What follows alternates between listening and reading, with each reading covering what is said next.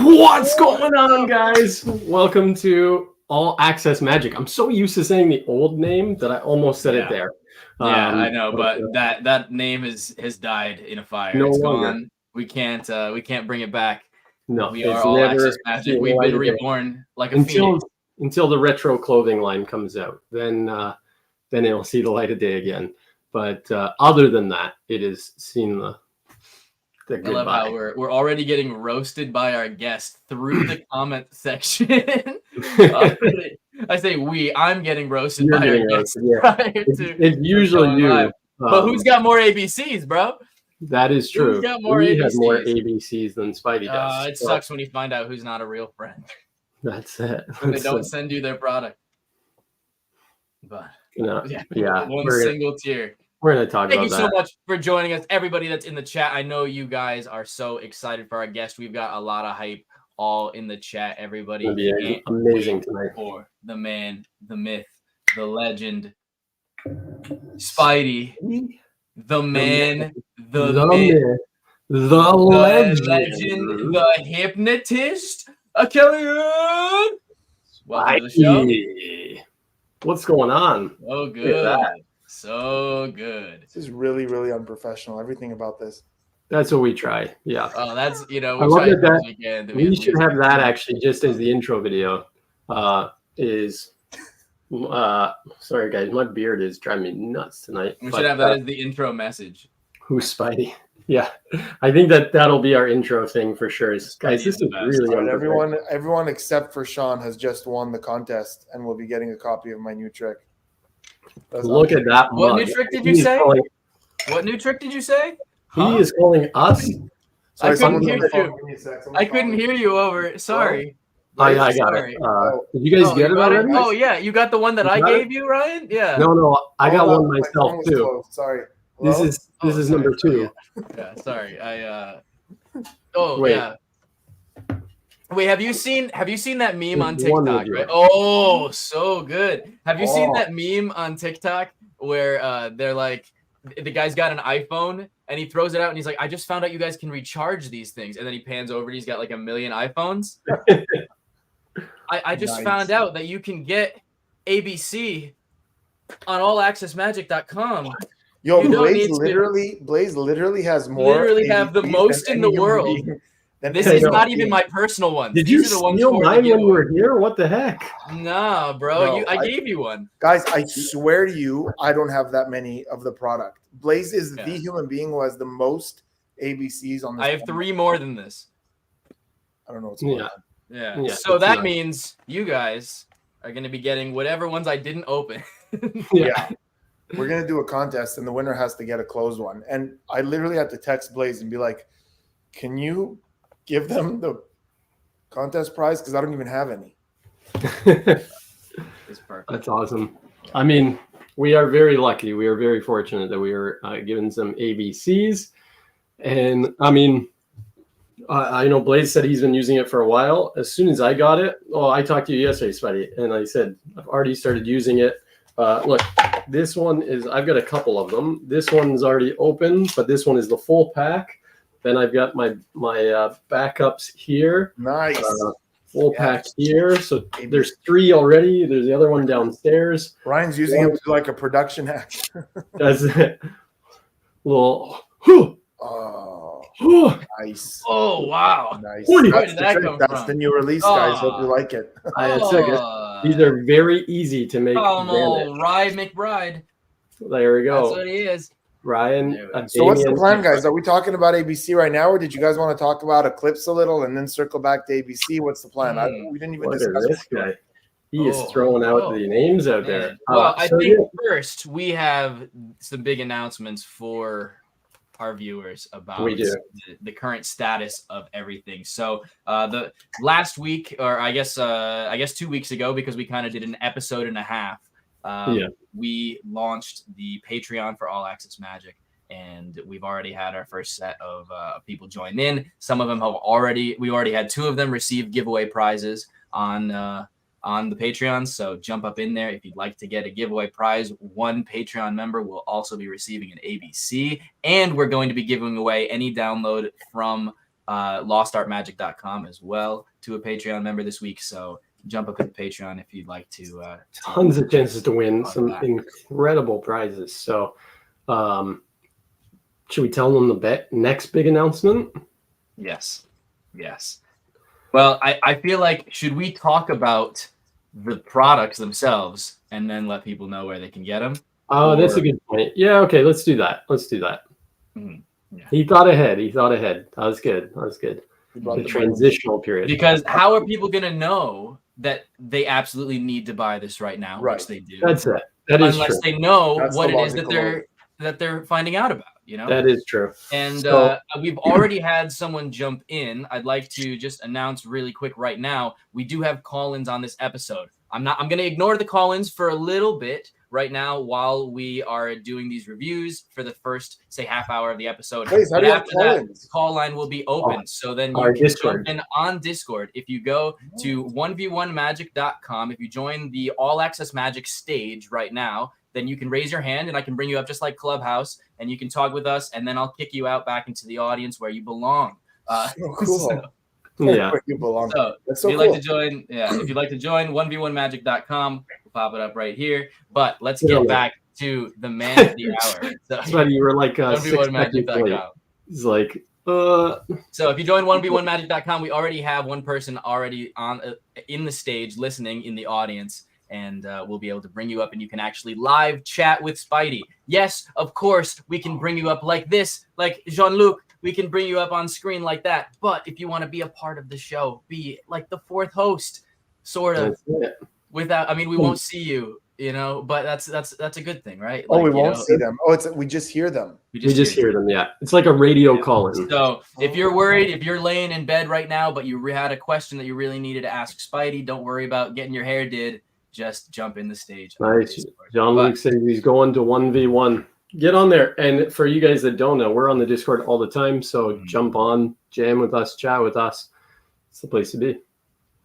This is not what this is made for. No. But let's talk about it. Wants to know if he could speak French when he's in here. Yeah, I mean, if you're cool translating. And you will understand more than me. I will translate with pleasure. Spidey knows that I'm from Ontario, but my French level is very little. Functional at minimum. Very minimal. Maximum. Like I'm like bonjour. I know it's hello. Clarissa's here. She's one of my biggest fans. She lost sound. Clarissa, you missed absolutely nothing. Nothing happened. Yeah, nothing happened. Clarissa, I'll make an announcement later on after we do the reviews. But later on, if you want to go to 1v1. No, why is Pig Cake not even in here physically? Because he wants to jam with Blaze. No, and then he corrected it to say he wants to jam on Blaze. Oh. He's gonna jam on Blaze. Oh, can you imagine that guy taught children in the school? That's amazing. I know. That's when he said that he's no longer a teacher. I was not surprised. I was like, "Oh, this makes sense that this would not be allowed." I wonder, tell us, were you like on your best behavior when you were a teacher, or were you still this, but in front of children? Well, didn't he start his YouTube channel before he got? I don't know if he got fired or left the school or what happened, but. You know what? I have no clue, but I would have loved to see the Big Cake we know teaching children. Yeah. Oh, yeah. It would have been sex education, man. Colossal train wreck.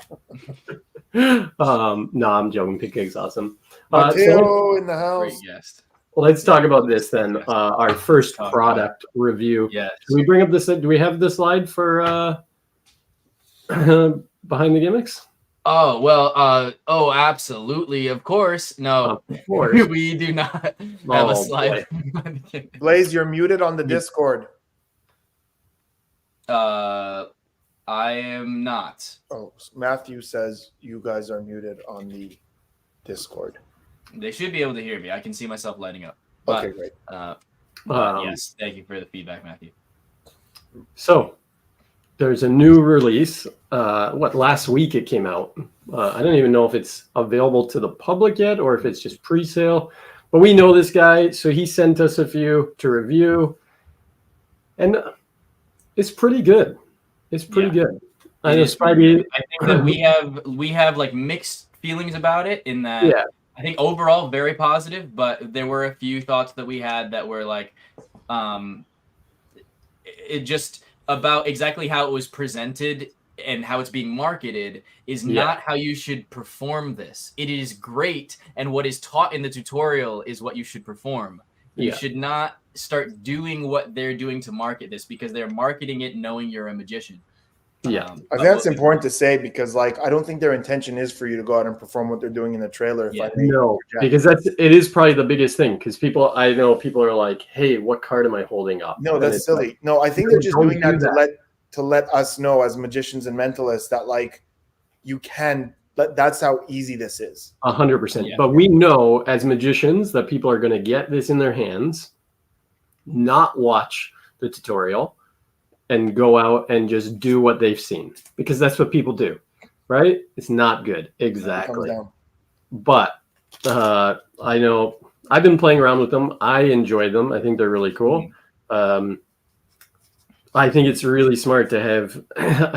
I guess we can't really. I mean, it's really easy to tell what it is. Yeah, I mean, and I think that it's also important, like, you know, to look at the ad copy for how they're describing this. You know, so reading off, they specifically say right up front, what use are marked cards if you can't see the marks? So we know that we're talking about that. Fair enough. Yeah. In the context of reviews, anybody who looks to buy this on allaccessmagic.com will then see the, you know, it's marked cards. So that's kind of the thing. You know, we know that these are marked. It's about how well they're marked, and you know, and if it's something that spectators can handle and you're comfortable with them handling the cards, and if you can do it from far away, that's really, you know, what makes a great marked deck, is you being able to be at a distance, not needing to study the cards to try and figure out what they are.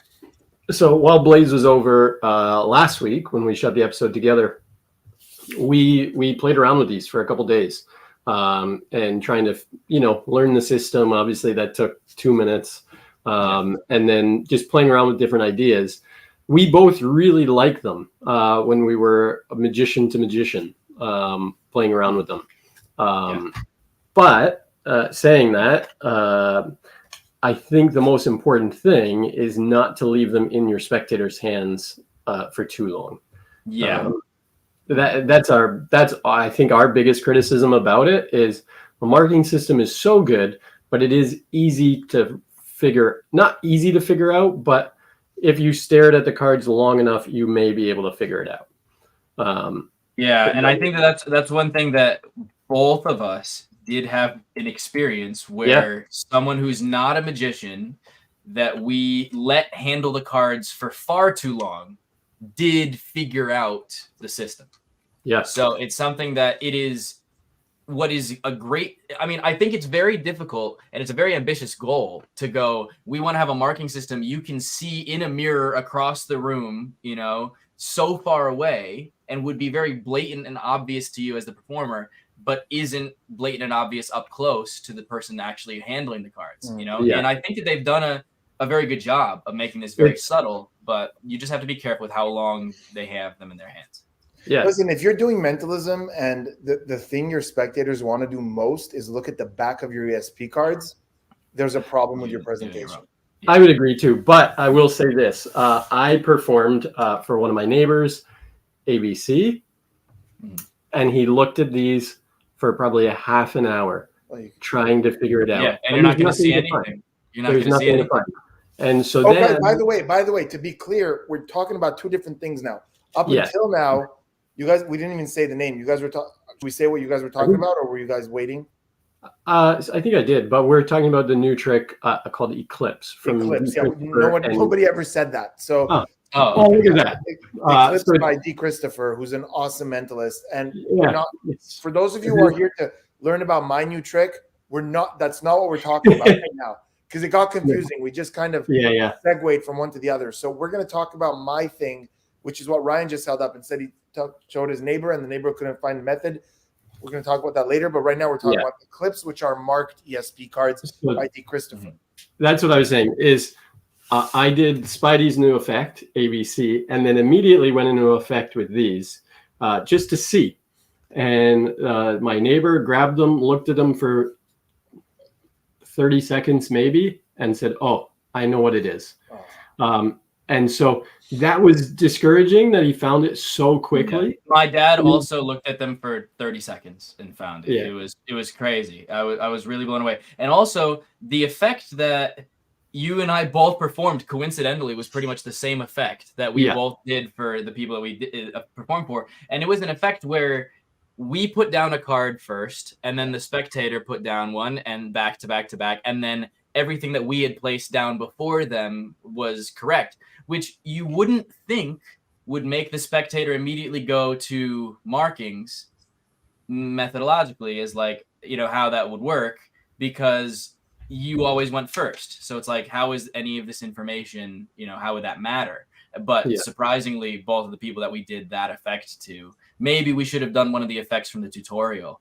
Yeah, that is true. We didn't do an effect from the tutorial. ESP match, the way you just described it, is pretty much a classic and one of the strongest things you could do with ESP cards. So but saying that though, I still do really believe that they are great cards. They're really awesome. Like, it is a plastic card, so it's going to last forever.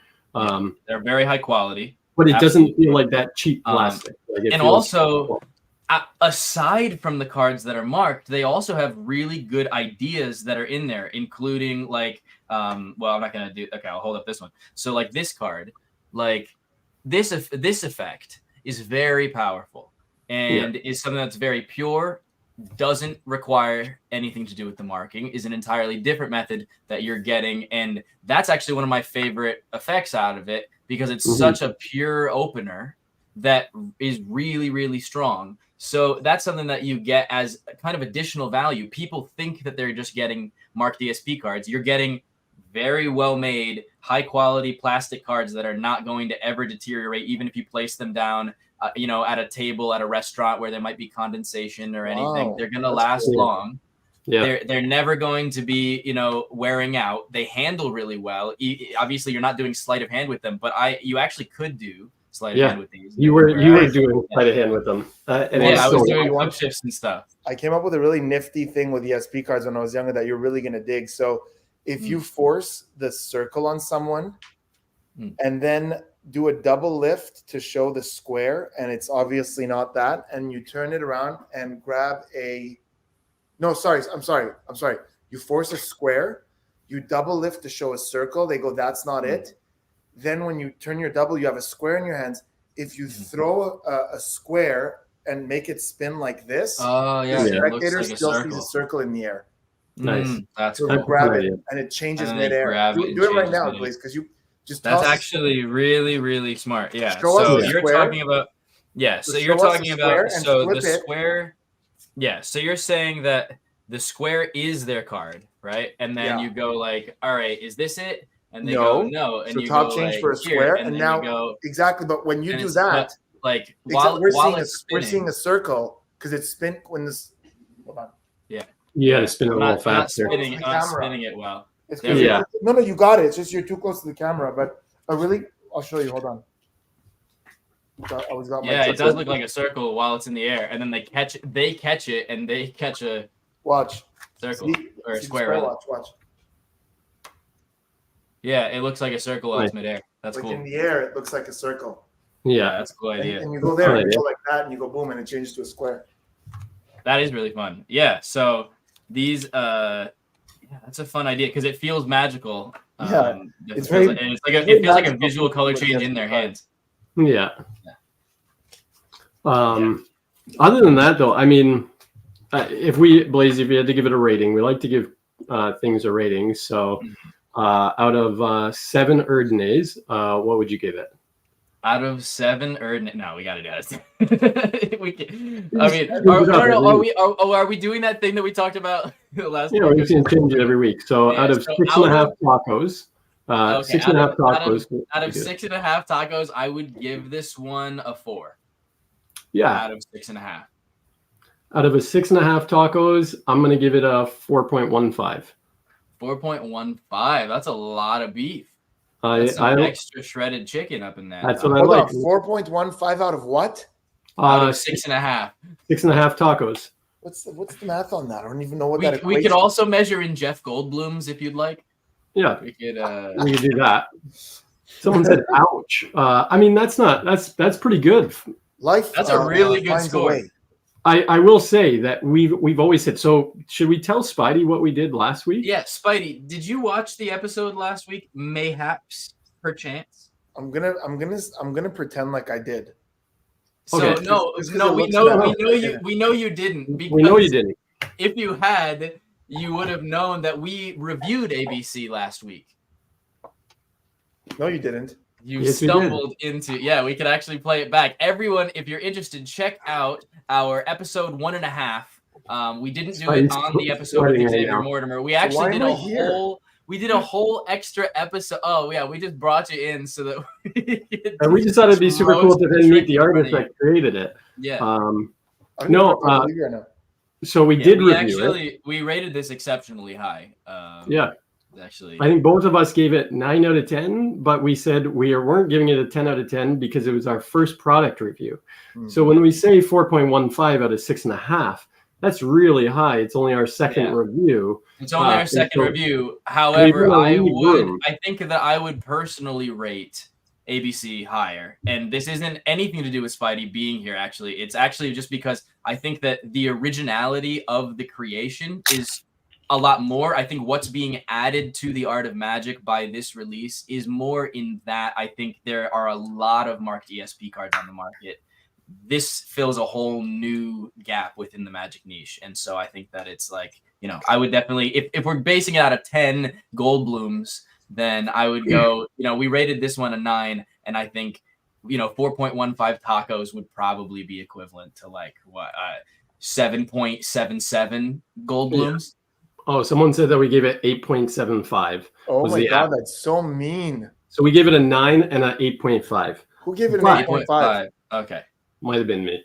Oh man, we are no longer friends. I know. Well, it's because you didn't send me one fast enough. Okay. It turns out a 4.15 out of 6.5 is actually 63%. So okay, no. Okay. Ryan, when you gave it an 8.5, had you done it yet? Yeah, I think no. So I honestly said, Spidey, I would give it more, but all we said was our first review. It was our first review. Yeah, you can't start. You can't start. Okay. You can't start at a 10 and go, this is a 10, and then next week we review a trick that's incredible and go, this is an 11, if it was better, right? So we had to give it somewhere that was high that people know. And we said that. We said that on the show that we weren't going to give it as high as we both thought it would be. Yeah. Because we wanted to be able to have room. Yeah. And that's not to say that we thought it was a 10. Yeah. Not to say we thought it was a 10. We thought it was really great. Blaze, send me 5 of those 8 copies back. Yeah. We actually thought it was a 9.15. Oh, sorry, not listening. But sorry. So I would rate this more than 63%. Yes. The 4. I would not rate it. I would not. Yeah, guys, stop rating things out of 6 or 7. It's really complicated. We wanted to have some fun with it. Everything's made up, and the points don't matter. Whose trick is it anyway? Yeah, whose trick is it anyway? That's actually what we should do.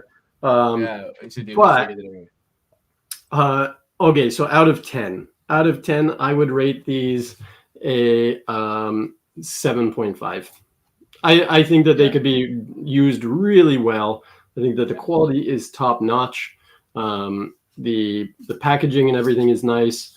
But I think if you are someone that I don't use ESP cards a lot, so if you are someone that uses ESP cards, I mean, these are perfect.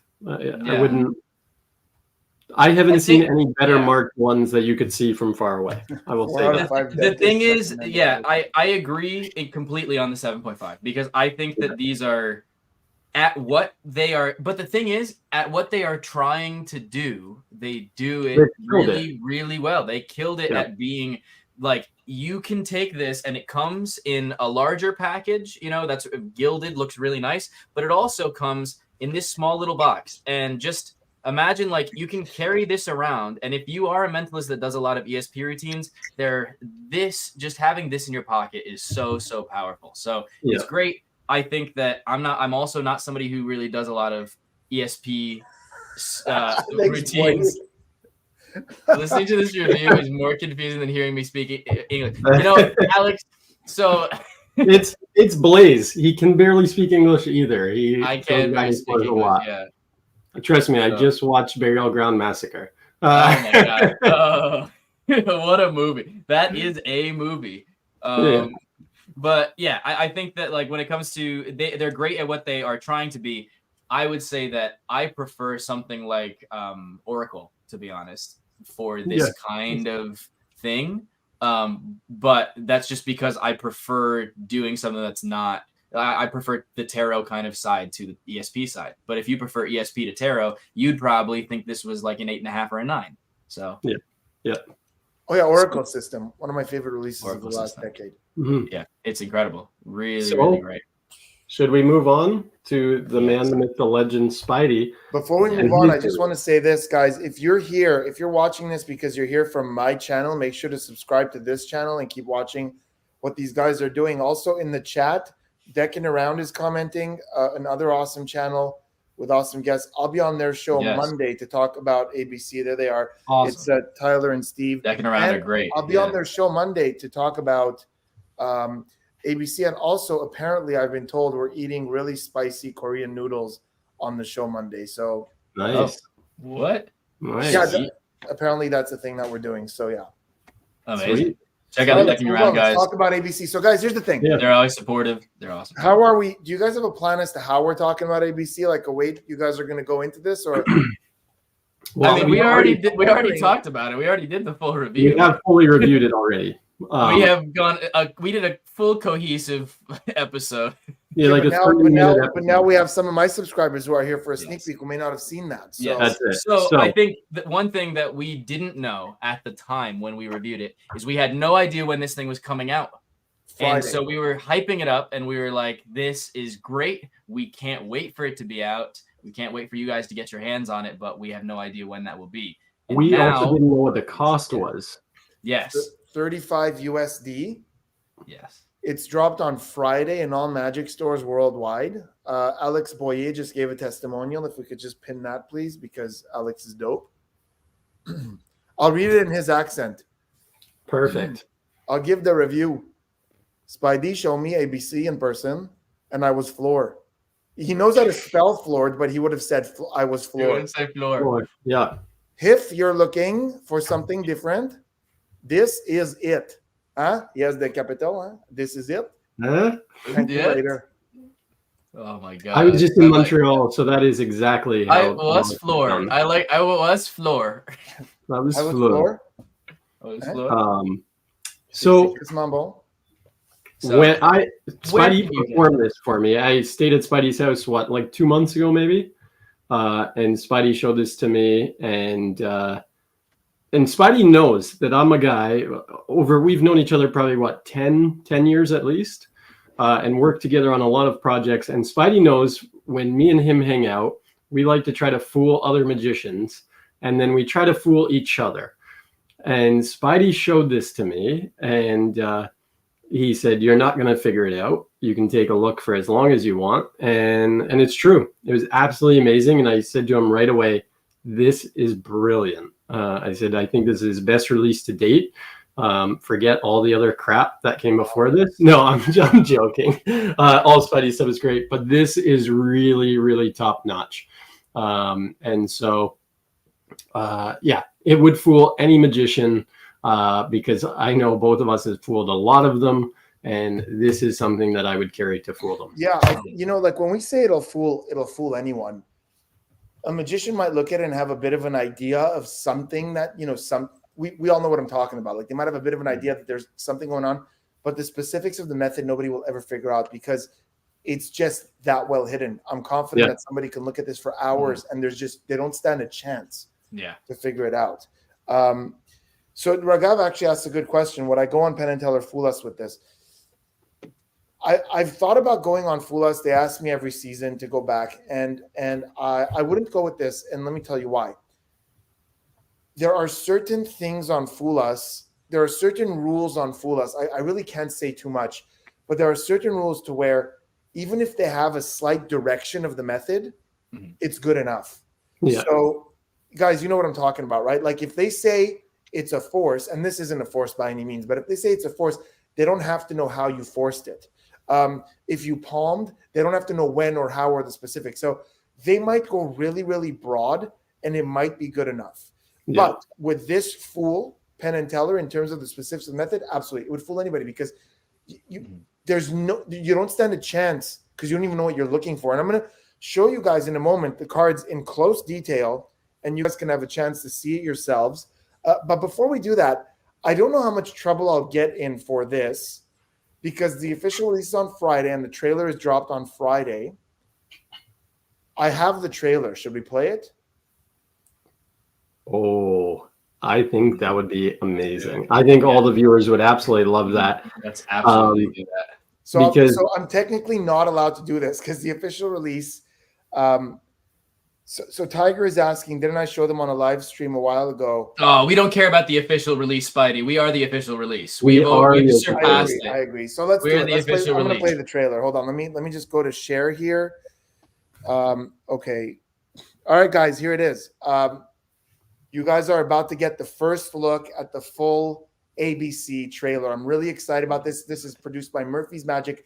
They did a phenomenal job with this in every aspect. It really showcases what this is.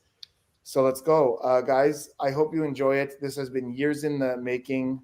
Yeah. Oh, you told your story with Ryan. You literally showed this to me in 2019 before you had any of these prototypes made. It was one of the really early prototypes. Yeah, you saw an earlier version where it was hand-drawn. Yeah, exactly. So let's bring in the stream right here.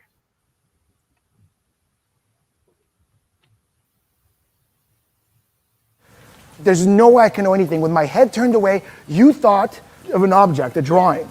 What was it? Say it out loud. Planets. Planets. Yeah. No! I've always felt that there was a gap in the tools available to mentalists. Because if you think about it, magicians have cards, which makes a lot of sense to demonstrate sleight of hand, and out of necessity, mentalists had to borrow that. Everything like you described about me was very accurate, like very true. It was like weird, how? I wanted something that makes more sense for a mentalist, something that has meaning, and that when a spectator makes a choice, you can actually connect with that choice. Liana, sometimes you get very overwhelmed. Does that make sense? Is this like a very relaxing concept? Yeah, I am feeling that. Whoa! Let me show you what I mean. Flashcards. Everyone knows what they are. You could pick them up at any store. But if someone chooses a ring, for example, you can know so much more about where their mind went with that. Connection, romance, future aspirations, a past event. It's so much more impactful than a 7 of clubs. What was it? Bathtub. A bathtub. So does that make sense?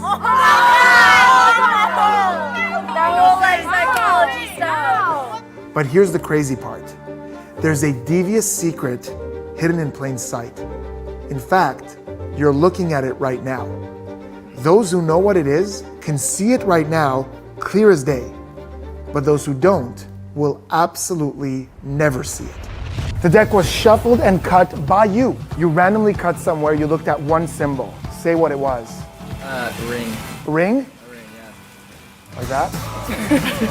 Ow. But I want to try this with you, Jonas. You just cut somewhere random, you held it there. I've gone nowhere near those. Turn it over, show everyone what you were thinking of. It's a sign for the girls' washroom. I drew one thing. Would you say that? Boom. What? What?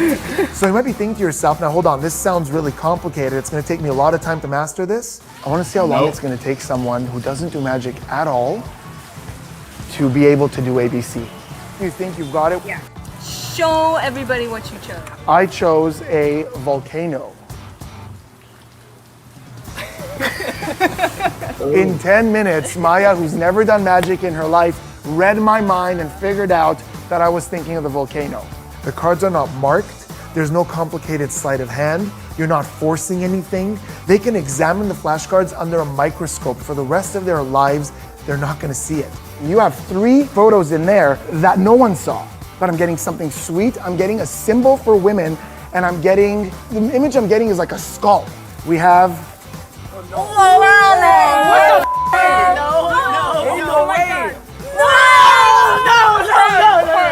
what was the last one I said? Some feminine?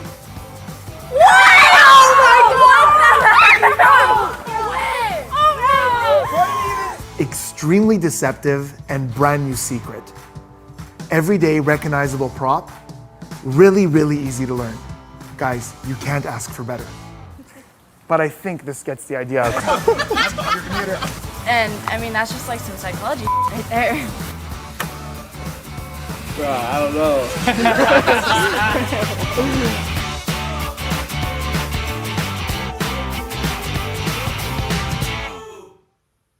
Boom. There it is, folks. Bam. got it, So, It's a great trailer. guys, listen. It's a great trailer. You're good. Somebody in the comments, he wrote in French. He says the colors make like a sort of pattern. There's nothing to do with that. It's a brand new No, method. not at all. Nothing to And, do with yeah. the colors. Nothing to. There's no markings. Nothing to do with little hidden letters. A lot of people think there's like hidden letters in the drawings. Nothing like that. Yeah, and there is no embellishment at all in that trailer. It really is that good. It really does not have any markings, anything suspicious. They cannot find the method. No, And so that was our only complaint with the previous product we just reviewed. Yeah. Was that if they study it long enough, they could find the method. And with in some cases, within 30 seconds, non-magicians, they will never find this method. No. So my neighbor is watching the episode right now. And I showed ABC to him last week, and he hated me. He left the house angry because he sat on the couch for half an hour trying to find how these were marked and how I was able to tell. And he just texted me because his son and him are watching, and he said that his son now wants the trick. So Amazing. So we'll be getting Nathan one. Yeah. So and what's crazy about it is this. You can stare at this for hours. Again, guys, stop guessing the method in the comments. Yeah. It's not going to work. There's a routine in this where I teach it in all the routines. You hand it to them, they shuffle it, you take it back, you do some stuff, and you like. There's so many different applications to this. Yeah. And so, anyways, what I wanted to say was this. They can look at this. So if you were in front of me, most magicians or mentalists, you can look at this for an hour. You won't know a damn thing. Then if I tell you one word, you will instantly see the method, and you will be able to do it in less than 10 minutes. So everything you saw in the trailer is 100% legit. That woman that we saw learned it in 10 minutes. She'd never done magic in life. All those kids going crazy. They were not coached. You saw how quickly I learned it, and that was like in the hotel room with like hand-drawn ones, when you first made it. When I was at that was within a few minutes, When I was at Spidey's, he said, "Okay, here's the first one," and then showed me the next ones, and I did it without even knowing the words and stuff, like what the things were. Spidey just said, "Here, do it," and I did it. Yeah, right? It's crazy. Maybe a couple were off, but I hadn't even learned the system yet. Learn the system. So. You just figured it out after I told you briefly. So let's take a closer look with what you get and what everything is here. So maybe you guys already did this, but I'm going to do it because we didn't want to show too much because we were trying to be careful with exactly how much of the product that we showed. Right. But So what you're getting here, and again, Ryan, I don't know if this was your experience, but it's definitely mine. And somebody mentioned it in the comments.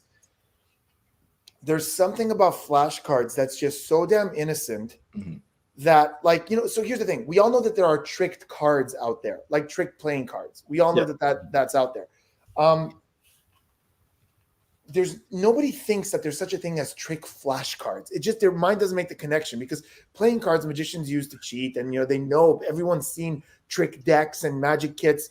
When you pull out something like this, so when you buy ABC, you get this deck of flashcards, and look at it. I mean, it just looks like something that you picked up at a department store. Yep. And it's literally like every inch of this is custom made to look like it's to learn the alphabet. Then you open it, you get two sets of ABC because the 26 letters of the alphabet. That's the great thing is that you gave a backup set. Yeah, you get two sets. Most places would go, okay, let's just make this box smaller, right? Thinner, and we'll just give them 26 and we'll split it. But you guys said, no, let's give 2 packs because you're going to want to. Because you'll use them so much, you're going to run through one. Yeah, and I talk about so many applications and different ways to get into this that you might want to have one a specific way, have the other one a specific way. So let's take a look at what's inside the box. So besides the instruction sheet that you get that tells you the link to go watch, by the way, the video you get, the instructional, is 3 hours long. And I know to a lot of people it's like, oh my God, 3 hours long. But here's what you're getting in there. You're getting 6 different routines that I do with these, a couple of beginner ones that I don't do, but just to get you going.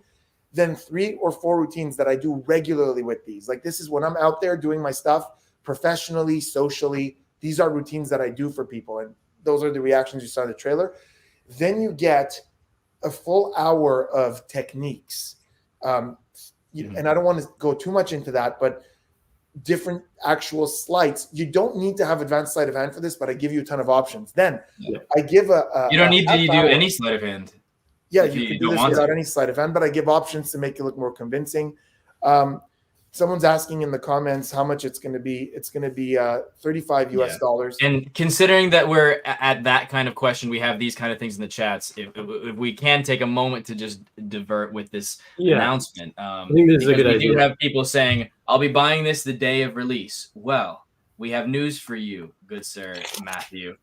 There is one place where you can place an order right now for ABC. There's only one place in the world where you can place an order for ABC. And that is on allaccessmagic.com. So here we have the stream. Allaccessmagic.com. If you go to allaccessmagic.com, you see the podcast Changing Magic. This week's episode is Spidey. But if you go over to the shop, there are 2 products up. If you find that you are the kind of mentalist who likes performing with ESP cards, Eclipse is a great choice for you. But whether you're a magician, a mentalist, anybody, we cannot recommend ABC enough. And that is why we've decided to make a curated site with a shop that is only our most highly reviewed products. And the first thing that's up for sale is ABC. Boom! And do we tell them this part as well? If you are a member of our Patreon, we will be sending you a discount code for all of the stuff on our site. So you're going to get it cheaper than anyone else anywhere in the world. Are you guys even allowed to do that? We've gotten clearance. We've gotten clearance as much as we can. So yes, we are the only people putting this up for sale. Now, we also have a giveaway today, and we will be giving away these ABCs. Now, I will let you know, if you order ABC today off of the site, it's first going to have to be shipped out and then packaged up to be individually sent to you and then shipped out again. These I already have. I already have these ABCs. So the giveaways will be immediately sent out to you. I will be personally sending out these giveaways. First, we have to get the larger box shipment for whoever, who orders on the site. So there will be a slightly longer delay for those of you that order on the site. But we'll get it to you as soon as possible. So I'm going to keep talking about what's on the 3-hour download. But that's awesome, guys. I didn't even know that you guys can get it. So hang on one sec, Spidey. Let's tell them what our Patreon is. So go to patreon.com/allaccessmagic. Almost said it wrong. Yes. All Access Magic. If you sign up, like I said, there is a discount on there. If you're one of our patrons at the $25 level, you get 20% off, which is unheard of in the Magic community. It's like Black Friday every single week on all of our products that we put up. So we will be sending out a private message to all of the Patreon members that are at the $25 tier or higher, and you will get a promo code, a discount code that you can use and get 20% off of ABC, a product that's not even out yet. Yeah. This is amazing. Nuts. I don't even know what's happening right now. Spidey didn't even know this was happening. No, We're doing it. The other thing, now I forget what I was going to say. So Spidey, take it away. So what else what the other stuff you're going to get on the video is after that technique stuff, you're going to get a whole chapter on how you justify these, like what I say to introduce these. There's a couple of really great ideas there, some from me, some from Colin Cloud, a bunch of different people contributed there.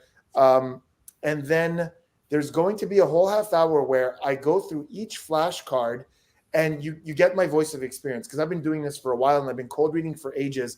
And I tell you for each one of these selections what I say to the, because here's the thing. The reason this is great is because if somebody picks a 3 of clubs, you say here, say stop when you see a card you like, they pick the 3 of clubs, it tells me nothing about them. It's a 3 of clubs. But if somebody picks one of these, like this one, for example, the xylophone, already, because they chose that, I can do a really good cold read. For example, for the xylophone, whenever somebody chooses this, and I say this in the video, I always say, when you saw this, you thought of a specific one that you once had, but you don't know where it is anymore. And that connects so often, because we all had one of these when we were a kid and we don't know where it is anymore. And I say, as I think back to it, I feel like there were pieces missing or slightly damaged. And guys, you'd be surprised how often that hits, because when you're a kid, you lose the keys or you lose one of the sticks or you chew on it. So it's so often that when somebody chooses this, they're thinking of the one they had when they were a kid, and it almost always had a bit of damage. And that, so for each one of these, I teach you guys different things that I say for each choice and how I start my cold read, because it's going to really allow you to make it seem like you saw that teenager in the video, that she really felt like I was in her head, because I'll tell you exactly what you say for each one. I seen Matthew asked a good question. You absolutely can do this same effect for the same person twice. They can pick something different the second time. You can look away. It's great. I also I've done it more than once. The last full like solo stage show that I did before everything shut down was in February, the end of February of 2020, and I had 3 effects in a row that were with ABC. All felt very, very different. Using the exact ABC deck. It was a prototype, but it's the same deck that you guys have now. They all felt very, very different in presentation, but they were using the same effect. Matthew, let me answer it this way. You can do as many things for a spectator with this as you could do with a deck of cards, right? With a deck of cards, you could do like a whole show of deck of cards, like 5 or 6, 7, 10 tricks. Same with this. You guys will notice we've kept the letters in the corners, so you could still do any of your card tricks that rely on you seeing that corner. You could, if you know peaks and things like that, and I teach a lot on my channel, you can still do all your card mentalism with this instead of a deck of cards, and you will connect more. But on top of that, there's this crazy secret that no one's ever going to see. So yeah, I've done what you saw in that trailer, those kids that were sitting at that table, you saw multiple reactions for them. I just sat down with them and did like 3 or 4 things with this, and we just got all those reactions. And I've done that before.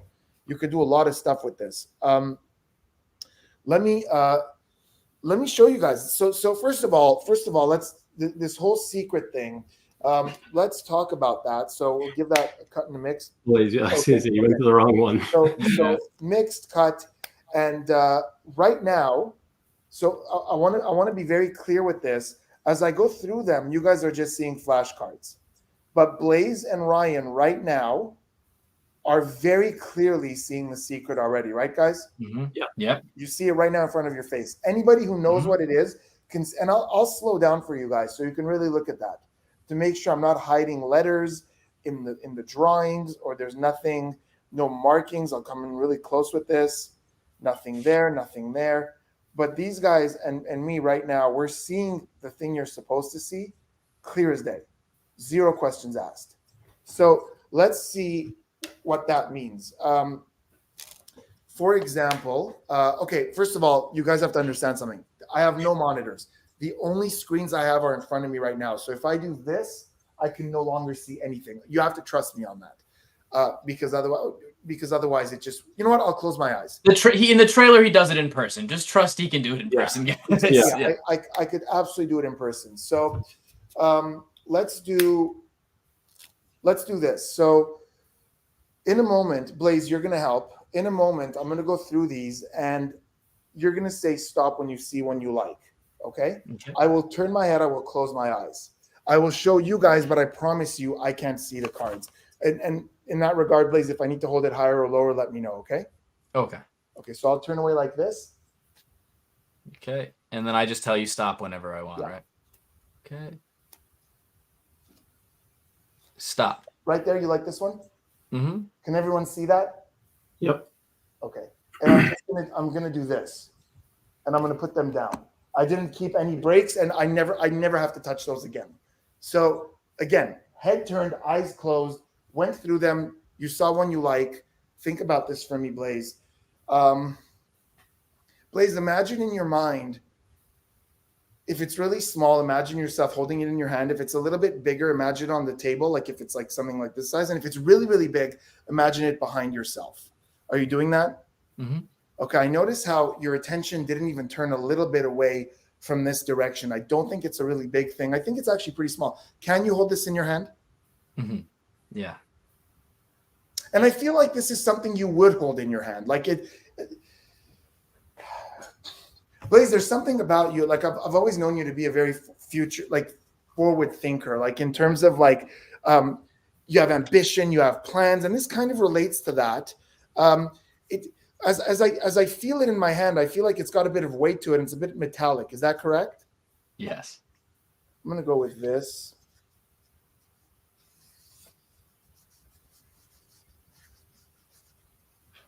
I'm gonna go with this. Blaze, I went through the flashcards. You said stop at a random point. You saw it. My head was turned. Eyes were closed. What was the object that you were thinking of? I was thinking of a coin. A coin. Bam. Nice. Boom. Bam. So good. It's so good. I have no idea what this comment means. Yeah, this was the funniest comment when that came up. I was dying laughing when I said it. It would be a dream come true if our hairs swapped. It would be a dream come true for me, not for Blaze. Yeah. Me and Spidey feel each other's pain every time. That's one of many things you can do with this.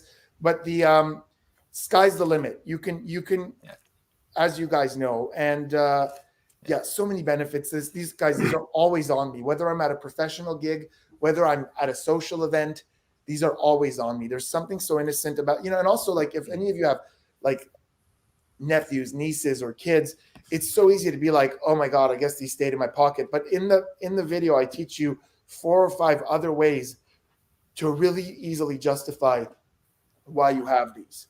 And check this out. Check this out. I see a bunch of people saying they're going to go and buy it. Get it right now at allaccessmagic.com. If you want a discount on it, make sure to join our Patreon and we will send you a discount code.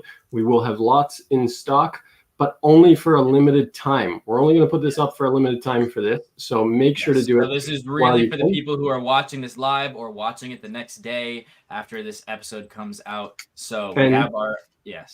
I'm even going to put this out there. The first person, because the site just launched today.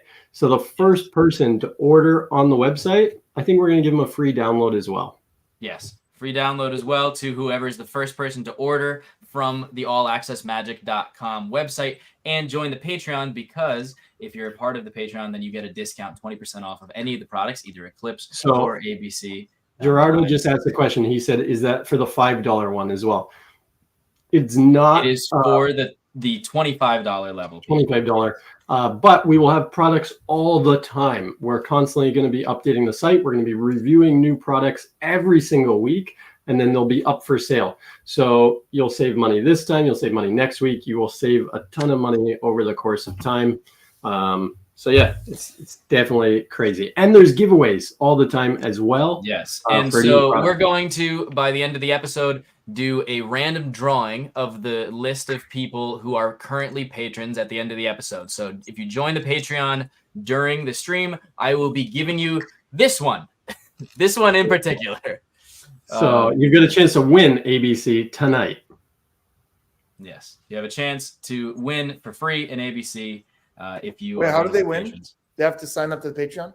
Sign up for the Patreon. If they're any one of our patron levels, they automatically get entered for contests. All the time. So we do a contest every week. So yes, and we also have. So yeah, and guys, by the way, I know a lot of you are gonna like start thinking about this, and you're gonna have other questions after you can ask in the chat. And one of those questions might be, like, so you guys will have noticed when Blaze chose something, I said, think if it's small, big, or bigger.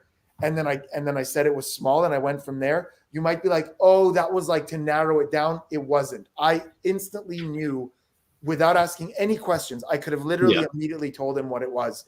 I just like to sort of put process there to make it seem like our thoughts are connecting, but you don't have to ask a single question.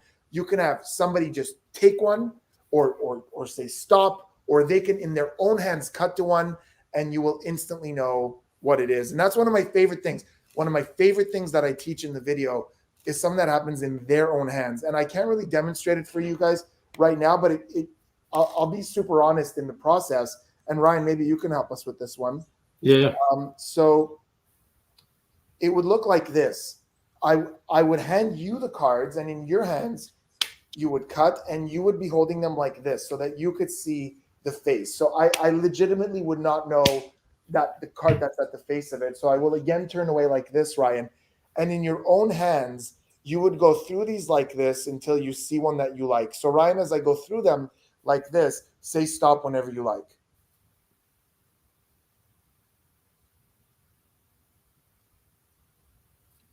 I'm going to say stop. Right on this one right here? Yep. Okay, guys, I promise you, eyes are closed. I'm looking away. I do not know what that is. I swear to you. And then in your own hands, Ryan, you would take that and you would throw it somewhere in the middle of the deck. And in your own hands, Ryan, you would cut the cards like that. This is all in your hands, and you would hand it back to me. I really don't know too many other methods out there that allow you to do that, to where in their own hands, they go through, they see one, they put it in the middle, and they cut. Then I take it back. So I can't know anything.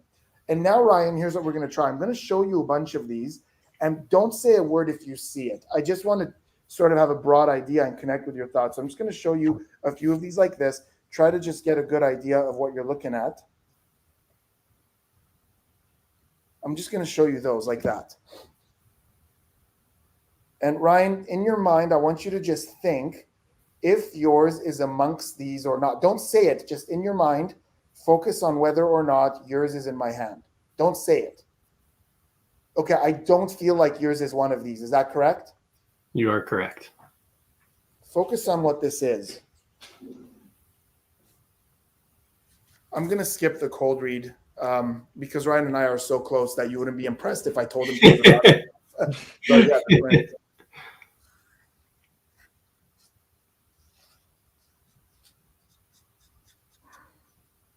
I think this will make sense.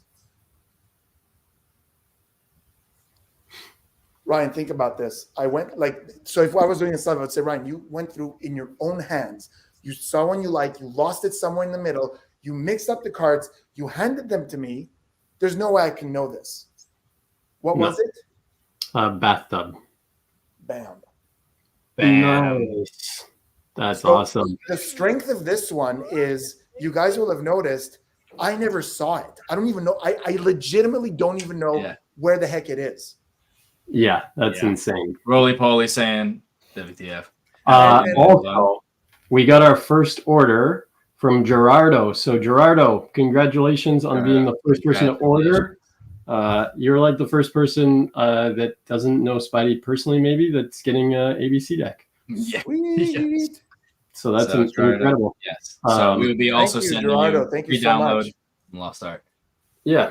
And you get a free download. So we'll contact you about that as well after the episode. Yes. So. And now I'd also like to, since we just had such a I like figures he says, hang on, he says, is a mentalist usually unimpressed by other mentalists? No, listen. Well, like we both know the methods. He's got the trick. He knows how it works. He knew I wasn't going to get it. It's like, oh my God, how'd you do that? Yeah. We're both painting reactions. I will say this. So Spidey knows most of the time when I'm performing, I'm doing big stage shows and stuff.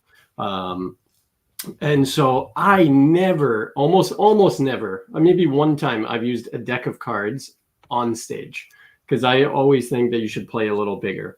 But I talk about in my show having a learning disability. And when I was talking to Spidey earlier today, he said, what are you doing with them? And I said, right now I have them as a backup in case something goes wrong in the show or something like that. I can just go right into these because it's super playful and easy.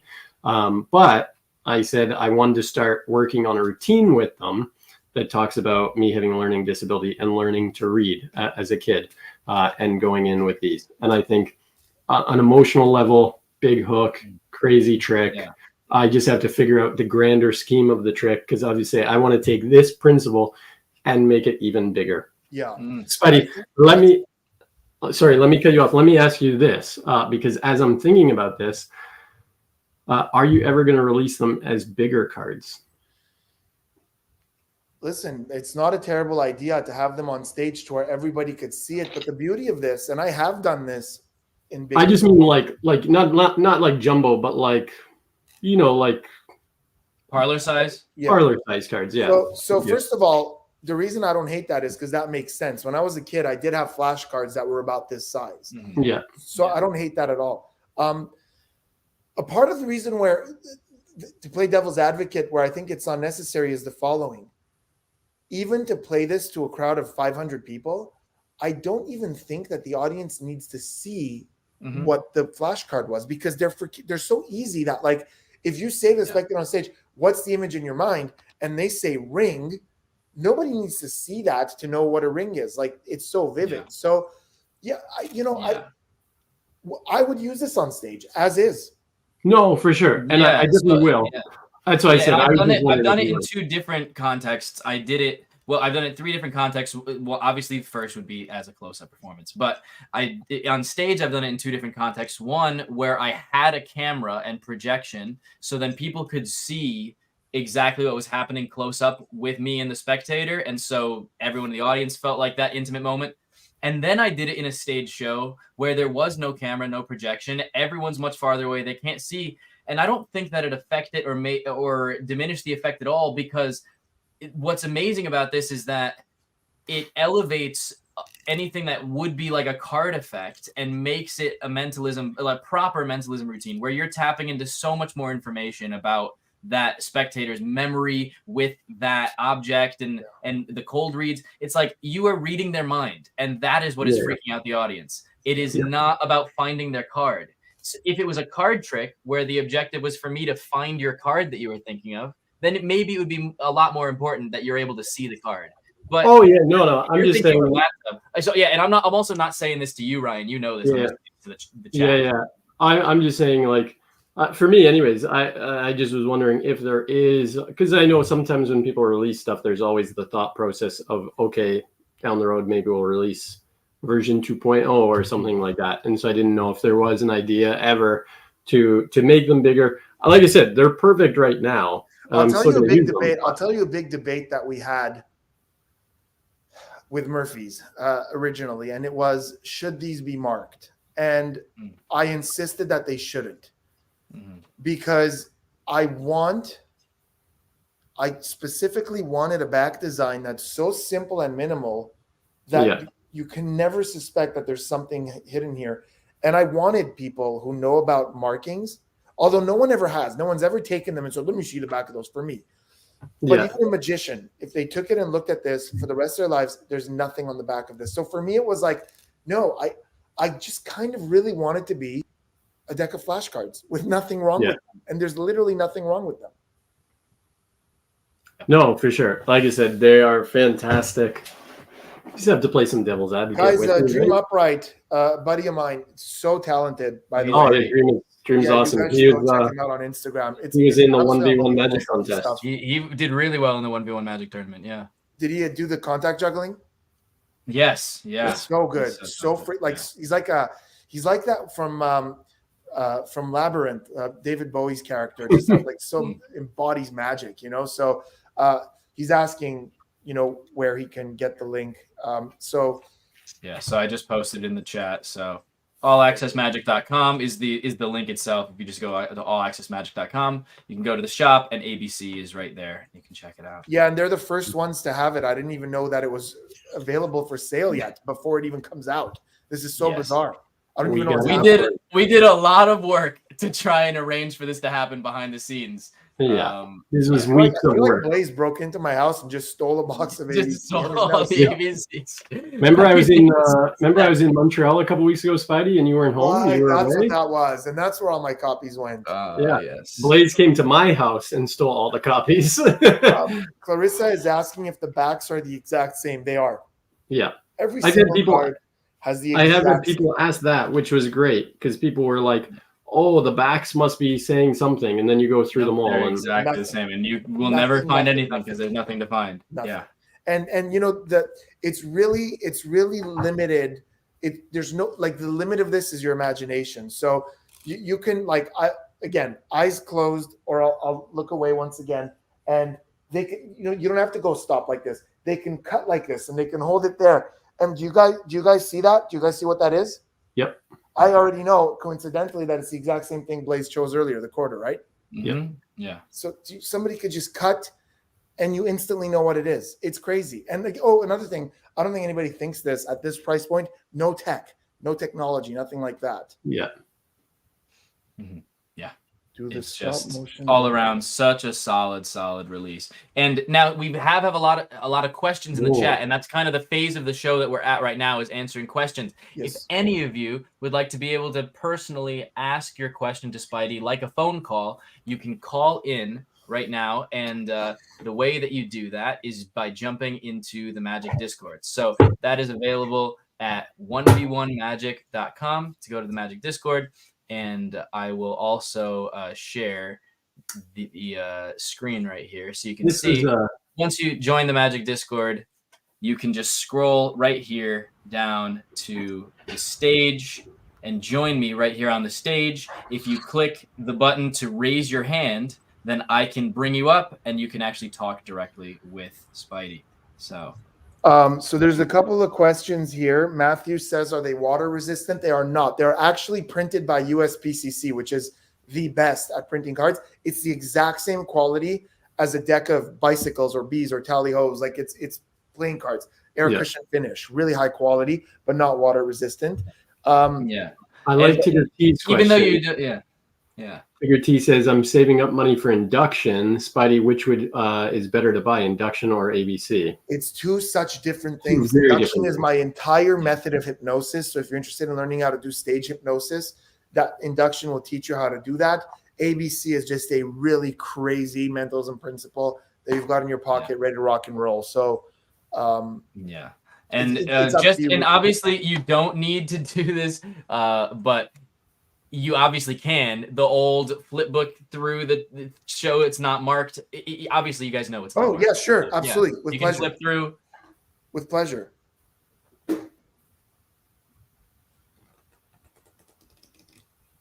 Exactly the same. There's nothing to see. Everything is the same.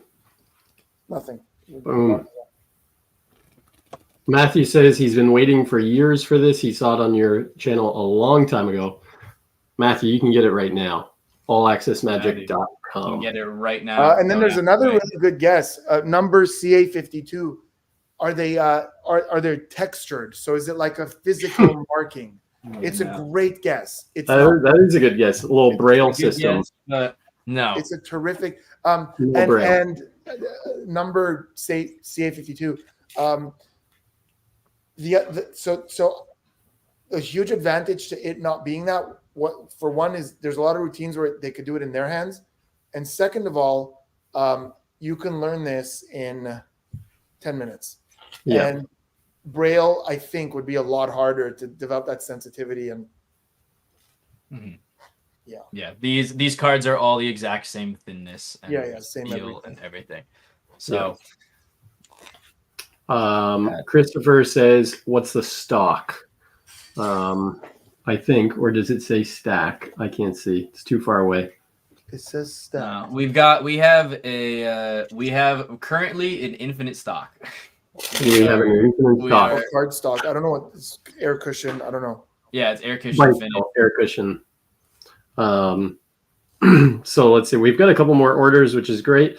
Make sure to get them quick. And like I said, if you want to get a discount, go join the Discord. There's a ton of different levels. Or not the Discord. Our Patreon. There's a ton of different levels of our Patreon. all of them have incredible things that you can get, but make sure to check that out, because why not save some money? And if you're obviously, because this is a limited time that you're able to get this product early with us, with All Access Magic, it's a limited few days that we'll have this up on the site, especially for that discount. So if you're interested in finding out early what our next products are going to be that we're about to review in the following week, we do have an extra exclusive podcast that we do just for our patrons. That's called the Weekly Patter, that we do midweek, so you can find out early what we're reviewing and what we've been practicing for the following week. So everybody who watched that knew that ABC and Eclipse were coming up. But enough about our Patreon. If you're interested in calling in, we have the call-in feature here. Spidey. You can call him. This is the first time you'll be able to just chat with him on the phone, like chill. Give me a call, guys. I'm waiting. Yeah. I feel like this is the dating service. Like, what are you doing tonight? Are you bored? Call Spidey. Yeah, call Spidey. 1v1magic.com. He's in Montreal. Are you in Montreal? Tigger, all of the shipping stuff and everything is all on the site when you go, for checkout. It'll be based on where you are in the world, your location. But so this has been a long journey with this product, Spidey. So when did you first come up with this concept? Man. Woo! Okay, prototype? History, guys. So there's a trick I used to do, and Ryan, you might remember this. Blaze was but a feeble fetus when this was. Yeah, he was not even a thought yet. He was the feeblest of fetuses. He was a bottle of wine.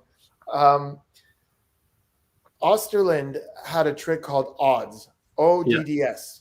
Yep. Osterland's drawing duplication system, it was called. Yep. And the trick was this. You guys can go watch it on his website. The whole video of the whole performance is there. He had a stack of index cards with written words on them. Objects like rollerblades and car and limousine, whatever. And he would sort of show the index cards like this. He would say, look, we have something like this and something like that and something like that. And then the spectator would choose one, and then he would make a drawing and he would say, what were you thinking of? And they would say, whatever. And you would turn it over and it's canoe. And then he's got the canoe, whatever it was. I don't remember all the words. Now, I used to like that, but I had two problems with it. One was the fact that it's index cards with words on them. And to me, that doesn't make sense. He used to justify it as like, oh, these words were like in a psych lab. They came up with this list of words, blah, blah. And that's just cute. But to me, it's like it's index cards with words on them. I don't like that. So I said, it'd be really, really cool if you can do that with flashcards. But the problem with that was if you did it with flashcards, the method would be transparent. And Ryan and Blaze, you could probably guess why. Or rather, so there was something about it that it didn't translate well to flashcards, because there's been other versions of it since then. I might be mixing them up because there's another thing called MSP that was put out a while ago, which was just drawings on cards, and that one too. There were flashcards that, you know what I'm talking about, Ryan? Just drawings on cards, and it was just drawings. And that one, if you put words on them, the method would be obvious. And then I guess Osterland's was just the fact that I didn't like to have words on cards. I wanted flashcards. But then you both know the challenge of making flashcards. It's really, really difficult for a reason that I can't say, because then it tips the method. So I told myself, okay, there's got to be a way to do this to where it's hidden in the flashcards. And I thought of it, the method which is now in ABC. And at first when I thought of it, I was like, there's no way I'll be able to do this for obvious reasons. You guys know the method, like just to be able to do that. Come up with it. Is ridiculous. So I said, let me try, let me start. And I came up with an early version, which it was good, but it was like certain cards didn't make sense at all. Like it really, it was hard. And Blaze, I don't even know if that's the version you saw. I think it was the version that I saw, because there were certain ones that I was like, oh, this makes a lot more sense when I saw the new version, actual printed version. Yeah. Right. Yeah. So there was a few, I think, in that original version that you saw, Blaze, which I have somewhere, that original hand-drawn one, where, there was one or two of the flashcards that weren't great, the words. And again, it's hard for me to talk about this without tipping the method. So then I kept going at it, and eventually I came up with this, and I think this is excellent. Mm-hmm. Yeah, it is really great. Absolutely. Yeah, Tiger. So Blaze came up with a really cool multi-language routine with this, where he wanted to reveal the somebody guessed the smell. Look at the smell. How did you know? Yeah, it's each one smells like vanilla. 100%. It smells like the thing that it is. So this one smells like so this one smells like a zigzag. I just happened to pull up ice cream, so I said, smells like little boys. Yeah, ice cream. Then with the eggs, coffee. Yeah. So Blaze came up with a routine that was where he wanted to reveal in their language.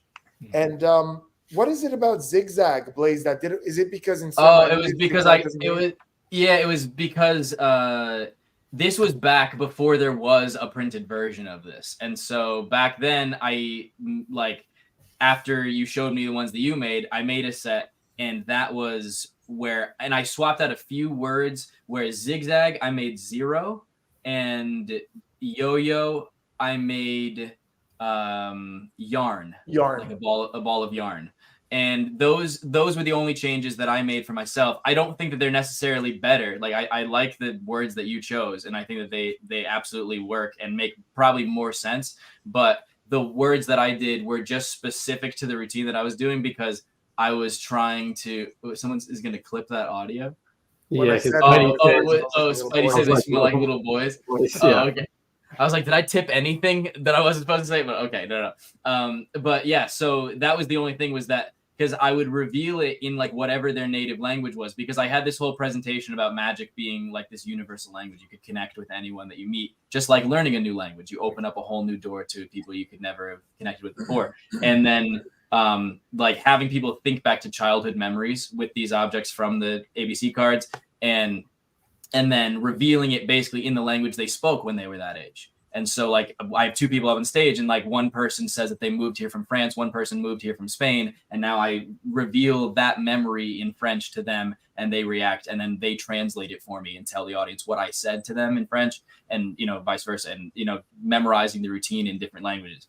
And that ended up making this way more complicated than anything that we would like put in the tutorial. But like for that, the only thing was because zigzag doesn't like have a translation. Zigzag is zigzag, and yo-yo is yo-yo. It's like when you try to translate it to another language, it's the same word. So I felt like it would be good to have words like 0 at least is cero, like in Spanish and stuff. It has a translation. So that was the only thing, but like has nothing to do with the actual effect. Yeah, it was just for your presentation. It needed to be something that's different in that language. He said zigzag is zigzag, and then said 0 is zero. It's zero. But the thing is, and then, like yarn is ilo and stuff. But like what's funny is that I did that for one show, and then after you sent me these, I liked the actual printed ones so much that I was like, oh, you're thinking of zigzag. Like I just was fine, like just doing the rest of it in their language. You can even make it a joke.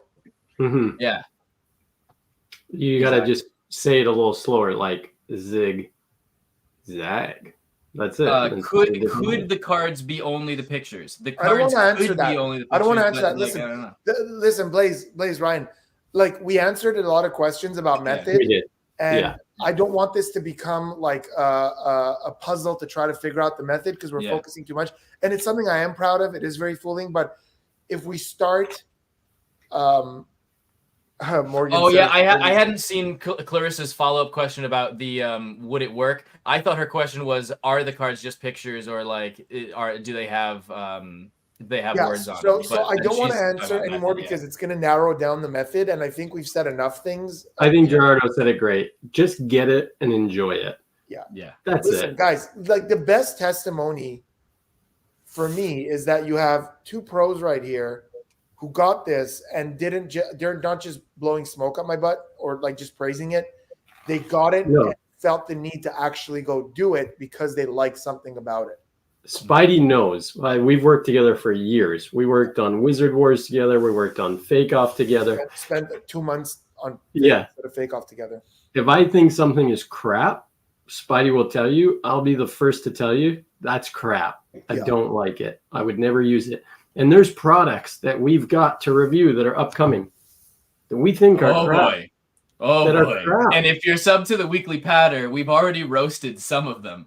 Because it's just us and a couple patrons, so we're fine, letting loose a little bit and letting you guys know the products that we're not so happy with that we're about to review. But so saying that, like I said, I do my virtual show in here. This set sits right here. I just got it like 2 weeks ago, and it's already my backup for my show, and will eventually go into the show in a greater context. I just don't have time right now to figure out what I want to do with them. That's the best compliment for someone to say, like, not only do I like this, but I'm doing it. I'm using it. I love that. Yeah. So that's it, guys. That's all we need to say about it. We shouldn't answer any more questions. Just go get it. allaccessmagic.com. It's the only place you can get it right now. So go get it. All Access Magic. I might have to go buy a few because I need more. It's more sets. Somebody's been hoarding 10% I don't know who that can be. But make sure go to the website, check it out, and make sure to grab one of those. And if you're into ESP cards, grab Eclipse because it is a great trick as well. Great. Yeah. I will answer Morgan's question. Morgan, there isn't a single routine that I give in the explanation of the video that uses both halves. I just don't. You absolutely can. And Morgan, especially with your scale, like you've been at this for a while, once you see the method, you'll have a million ideas. I'm sure of it. But for me, every routine, and I don't know if Ryan and Blaze have a different opinion on this. For me, every routine I do is just 26 alphabet cards. And I'm already thinking though, because of the question that they asked, you could easily do a double deck routine. Oh yeah, absolutely. Some kind of mirror routine or something where because then you have two identical sets of the same, things. So, like you can give them theirs, and then you would be able to have the same card because you both have the same. A matching routine, or like I said, we kept the indexes exactly where they are on playing cards so that you can do all your card routines with this still. I that was important to me because when it comes to mentalism, I would rather use flashcards like this without any secret method than a deck of cards, because even if you just one of I agree. I said even as soon as when I'm doing mentalism, as soon as I pull out a deck of cards, someone goes, "Oh, you're just a magician. You're going to use sleight of hand." When I use these, people don't assume that. It's funny that they don't assume that you could use sleight of hand, which this doesn't use sleight of hand either, which is great. But the greatest thing is because they're flashcards, even though they're playing cards, they're like, "Oh yeah, there's no sleight of hand."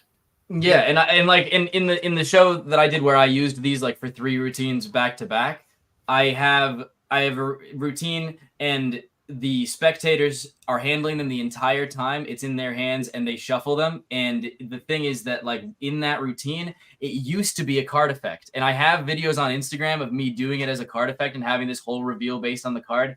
It makes so much more sense since I've started using ABC with it, because now they're thinking of an actual object that they have so much more attachment to. Because I have this whole routine about like advertisements and how advertisers are trying to like put thoughts in your head subliminally.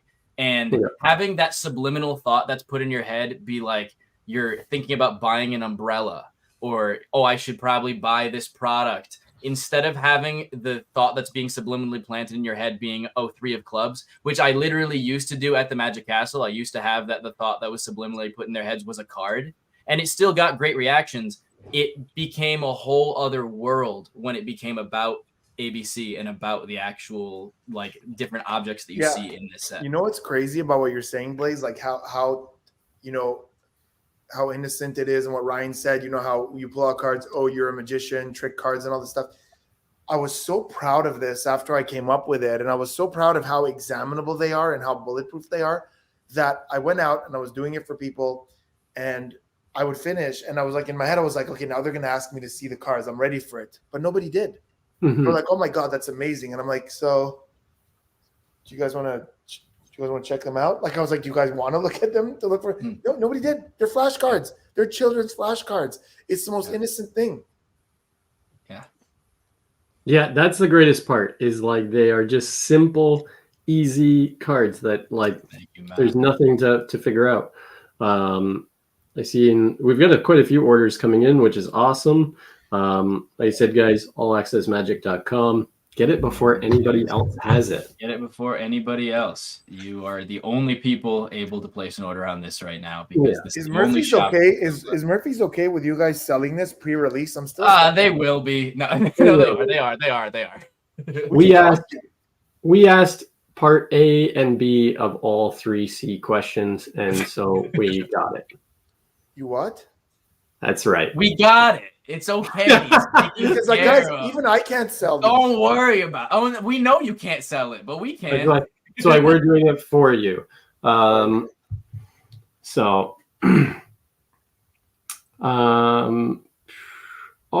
that was.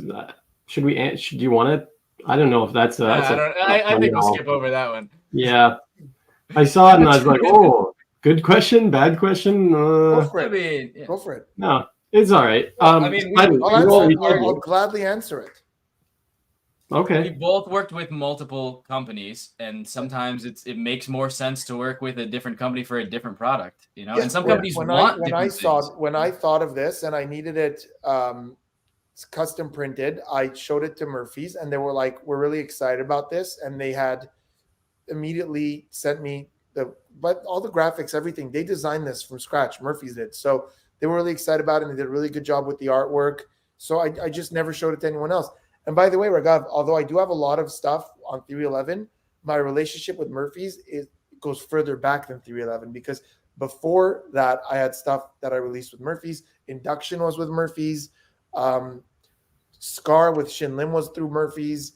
A bunch of my old stuff was with Murphy's. So I have a good relationship. Where did the pickup artistry series fit into? Okay, listen, that was a very long time ago. Okay, that was a very long time ago. That did happen, though. That did happen in the real world. It did happen. Yeah, I used to be into that, but that was all Murphy's, and that was all Murphy's. That was great. How Murphy started right there. Moving on from that topic. Yeah, Spidey never talks about that topic. I'm shocked he didn't just like slap you. Yeah, I don't anymore talk about that topic, but it's fine. Okay, so but that's actually like very cool of you to be like, oh, I don't talk about that, right? People would be like, oh wow, he's progressive or something.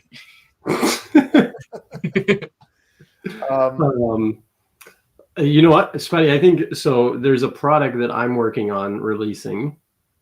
Now it won't be till next year. Is it the one we talked about? Yeah. So in January, it'll be starting to at least prototype it. So it is a big thing. So what, Spidey, when it's finished, maybe we'll have you come on, and instead of me reviewing it, we'll let you review it because I know you'll get one. So yeah, I will love that routine. I will love anything that comes from necessity to perform, not necessity to sell. Yeah. Anything that's from a performer saying, I need a better solution to this, I'm going to love, especially someone seasoned, especially someone who's seasoned in building for not just yourself, but other magicians. And, there's a lot of products out there nowadays that are clearly a creator going, okay, I need money, so I'm going to create something to sell it. Yeah. And it's hot garbage. It's the only unfortunate thing is like, so now we've started reviewing a lot of tricks and we get some stuff that it's like this person really just wanted to throw something out there to have something on the market, right? Yeah. And like I tell people all the time, my neighbor wanted to see some of the magic products I have and stuff when we were shooting pool and stuff. And I said, I don't really have that much stuff. Like I have stuff for my stage show and for my close-up show. But other than that, I don't buy a lot of magic because a lot of magic is put out for, like you said, just for people to buy and for the creator to try to make money. I buy stuff out of necessity to go into my show, or I create the stuff that goes into my show. And so in saying that, when you see a product that a magician or a mentalist has brought out that they said, this is a necessity for my show to be better, and now I want to be able to give that out to people to make their shows better, those are the products I really love. So yeah, same here. I absolutely agree. And it's the same with ABC. I didn't create this to sell it. I created this because I wanted something great for myself. Yeah. And the other thing is, like, Ryan and Blaze, I also tend No, to just trust, Ryan. just Ryan. Just Ryan. Just Ryan. I also tend to trust things. There we Wow, go. you guys switch. I'm confused. Blaze, can you switch back? No, it's okay. I'll be over here. Okay, cool. Yeah. I'll be over here. So, first, I want to answer Dipanjan's question. Dipanjan, we played the trailer earlier, so I don't know if you just joined us now. We played it earlier in this stream, so you go back and watch it. Rewind. And this is the first place that trailer was ever shown. But as of Friday, in 2 days from today, it'll be everywhere. It'll be on Murphy's website. Any website that you buy magic from will have it. But if you follow Murphy's on Instagram or YouTube, in 2 days on Friday, the full trailer will be there. I'll put it also on. Guys, by the way, I'm going to ask you guys this because we have some super fans here. On Friday, I will be posting the trailer on my YouTube channel as well. Do me a favor, guys. Like it, comment, share. Even if you've seen it, don't be like, oh, I already saw it. I don't want to watch it again. Let's get it out there. Let's get it rolling. Yep. Let's get people's eyes on this. I'd really appreciate it if you guys can do that. When you see it on Friday saying that I uploaded the trailer, please help me out with that to get it out there. And comment, like, watch go that. support this guy right now. Other way. There we go. allaccessmagic.com. Go and buy it. Yes. Help Spidey out. Show your love. He's created something absolutely support Spidey, incredible. support the podcast, All Access Magic. That's it. Support everybody. So You what I was support saying, everything. what I was saying before I rudely interrupted myself is that I also tend to trust products that come from people who make their money performing, because I know that they don't need to do this. Like, Ryan, you don't need to create magic. No. Blaze, you don't need to create magic. You guys make money performing. So if and when you guys release something, it's because you feel there's a lesson there. There's something you can be teaching people. So, Yeah, no, 100%. yeah, sorry, Matt. Sorry. My holiday season has been insane. My tour has been killing me, and it's about to get worse in December. I'm going to start posting content again very soon. I promise you. Just it's been crazy, and I'm really trying hard. But I will say this: I'm filming something tomorrow. It won't be on my own channel, but I don't know if those of you who follow me. A couple of weeks ago on the channel, I had a buddy of mine who is an expert on military interrogation. He teaches FBI and CIA agents how to interrogate. And tomorrow we're filming together a reaction to the movie Hypnotic on Netflix. I don't know if you guys watched that. Blaze, did you watch that? Not yet. No. Ryan, did you? I've not. No. It's pretty I'm gonna shit, watch it tonight. but it's a movie about a hypnotist who does everything that people are scared hypnotists do. He's a super creep with it. So we're gonna break that down and talk about how real it is and how good the technique is. And then it's gonna be on his channel. His name is Chase Hughes. It's gonna be on his channel. You guys know him from my channel. I talk about him all the time. He's one of my favorite authors on persuasion and body language. So I will be making content tomorrow, but it won't be on my channel. But Matt, I will be back to I swear, to making content. I want to do a holiday stream for you guys. I want to do a holiday tutorial. It's just, guys, look at Ryan. How is your December 14th and 15th or 15th and 16th? Are you dying as well? The 16th, I have 5 shows in 5 hours, back to back. This is my schedule on December 15th. Each one of those red boxes is a show. Yeah. Wow. I'm not going to survive this. No, one of those is a sound check. I've got a few To be shows. fair, one of those is sound check. And then the very next day on the 16th, 16th is nuts. Yeah, the 16th for me is bigger than the 14th. 14th is still, or sorry, the 15th is still busy.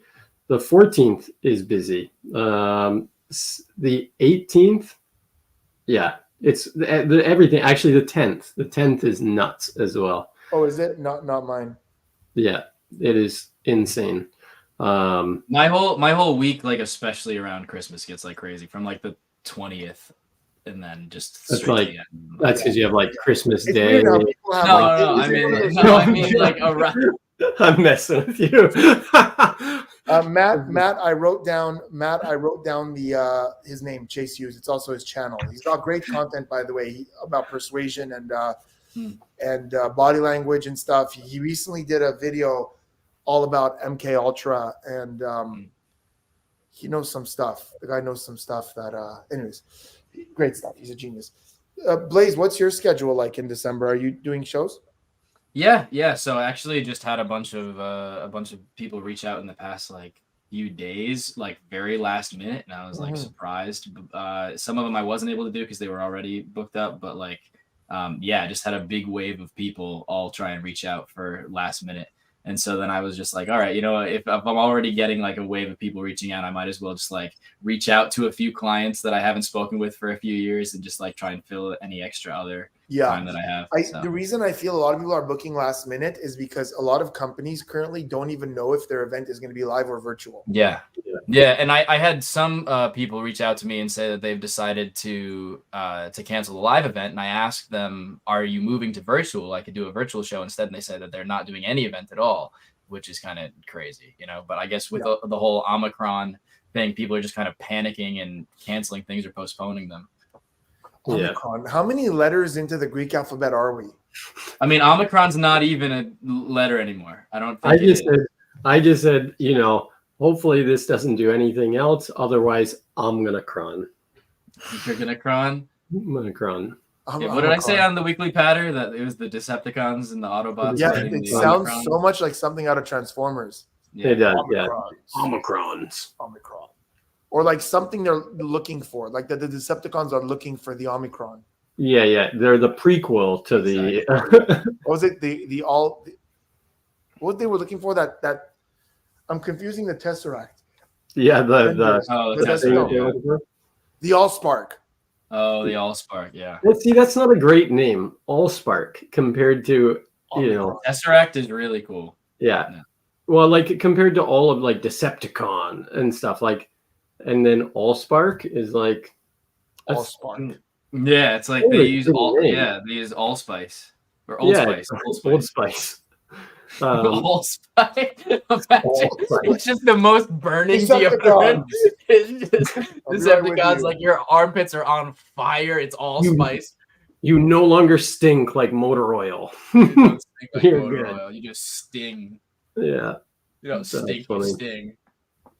So Spidey, are you touring a lot during the Christmas time? Are you mostly doing live stuff? Of the 20 or so shows that I have in December, maybe less. I don't know how many it is, but whatever. One is live. Oh wow. The rest is all virtual. I'm opposite almost. I have so many live shows now. But I feel like that's interesting. It's so a lot of live. Yeah, it's a lot of like. There are still a lot of virtual, but there is a lot of live shows. Like I just did a live show this afternoon. I got a live show Friday. I'm going to Saskatchewan on Saturday for a live show. Tuesday's virtual. Ryan, virtual. What do you prefer? Live? It's tough. It's so weird now performing live because we've been performing virtual for so long. And when you're on stage, do you have to be masked? Depends on the venue. Depends on the venue, but I'm always social distance with the audience anyways now, and stuff. So today I did one, and it was a smaller show, like an office company brought me in, so there was only one thing where I thought I'm going to come closer to these people, so I'm going to put a mask on.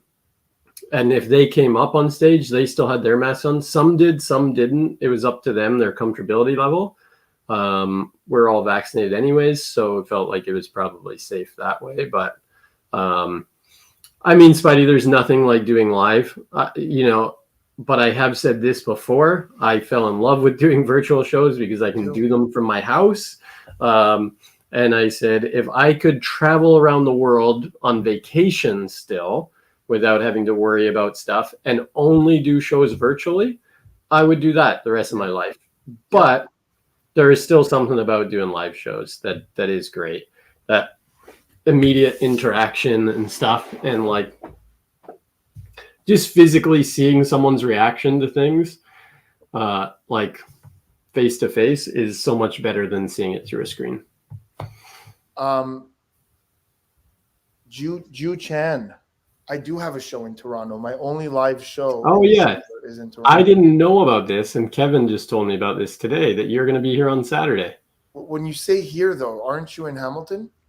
Yeah, I'm like 45 minutes from Toronto. Oh, I'll probably go to Browsers on Saturday. The only thing is I'm going to be in Saskatchewan. Oh, so yeah, he said to me, he's like, "Are you going to Spidey's show?" And I said, No, he's not. No.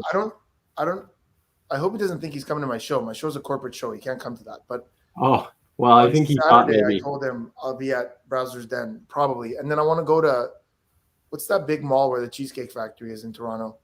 Oh, Yorkdale Mall, yeah. Yorkdale, yeah. You got to book a reservation, buddy. No, they'll see you at the bar if you walk in. I don't care. I'll eat in the bathroom. I love Cheesecake Factory. No.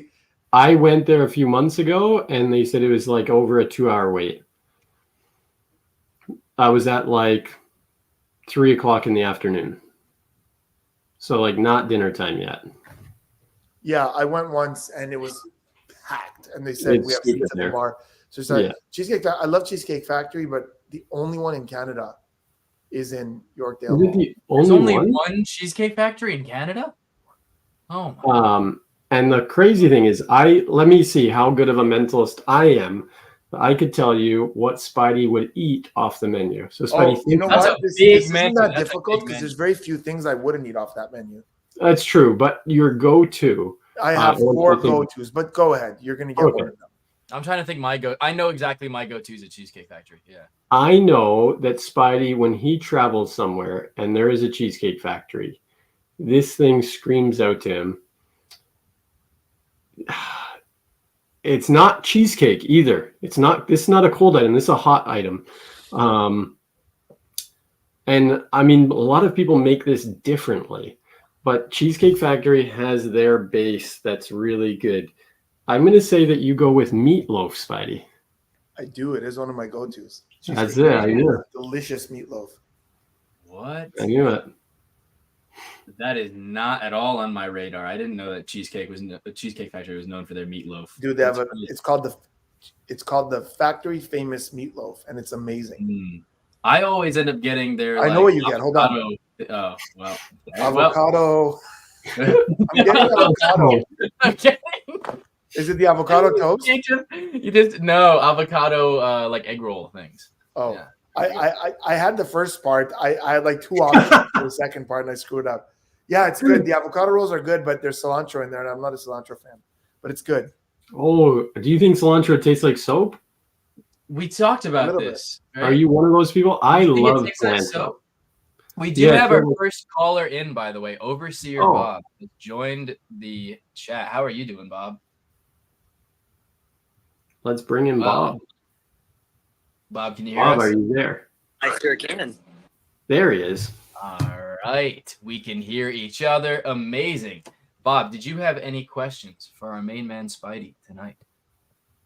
I do not actually. I just jumped in. Although I do have one thing to say. I was in a 1v1 last year. Oh yes. And yes. And Spidey's main advice to me was to change my outfit. There's no way I said that. I was going to say, wow, that was mean. Spidey. There's no way I would ever say that to someone. Like that. I was the guy who was dressed like a magician. Oh, you were like intentionally trying to dress like a magician, like to be over the top magician-y? No, I just always dress like that. I wear a vest and a bow tie every day. So like, I went out and dressed in street clothes, and I didn't make any money. And so it was. Wait, do you have a recording of that? I would love to see me telling someone to change what they wear. You told him to change his outfit in outrage. Spidey, you now need to send Bob at least some pay for doing street magic. At least some pay. You need to send him some cheddar cheese. No, listen, I'm very skeptical because I don't really see myself telling someone to not wear something. I mean, Spidey's outfits are outrageous usually, so Yeah, I look like an he's idiot. the last person that should tell someone how to dress. I look like a moron most of the time. the guy dressed up as Voldemort and went on stage. Yeah. So And met he- JLo with my nose like this. that is true. Respectable though. Bob, I'm terribly sorry if it sounded like I said It something didn't like that. sour me at all. I promise. Oh, What's well, that? okay. I had assumed that you were upset about it. I'm very happy to hear that there were no hurt feelings, but we do know that Spidey gave bad advice, clearly, because you made no money when you dressed the way he told you and make bank. Wait, hold on.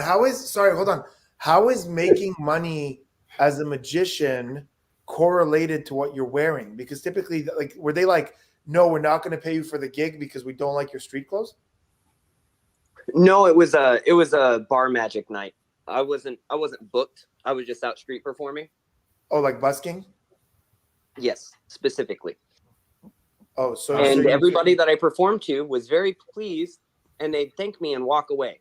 And then the next week, when I went back out there and I was wearing my bow ties and my top hat, I made $100 in 45 minutes.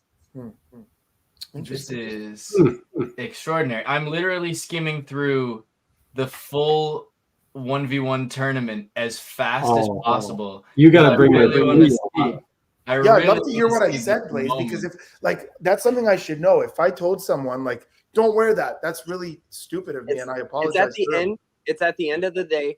I was one of the last ones to go. Oh, I found you. I found you, It good was sir. me and like a 10-year-old kid. All right, so here we are. We are we doing this? Yeah, can we bring the video up? Yeah. I'm so All right. curious. I'm gonna feel like such a dick.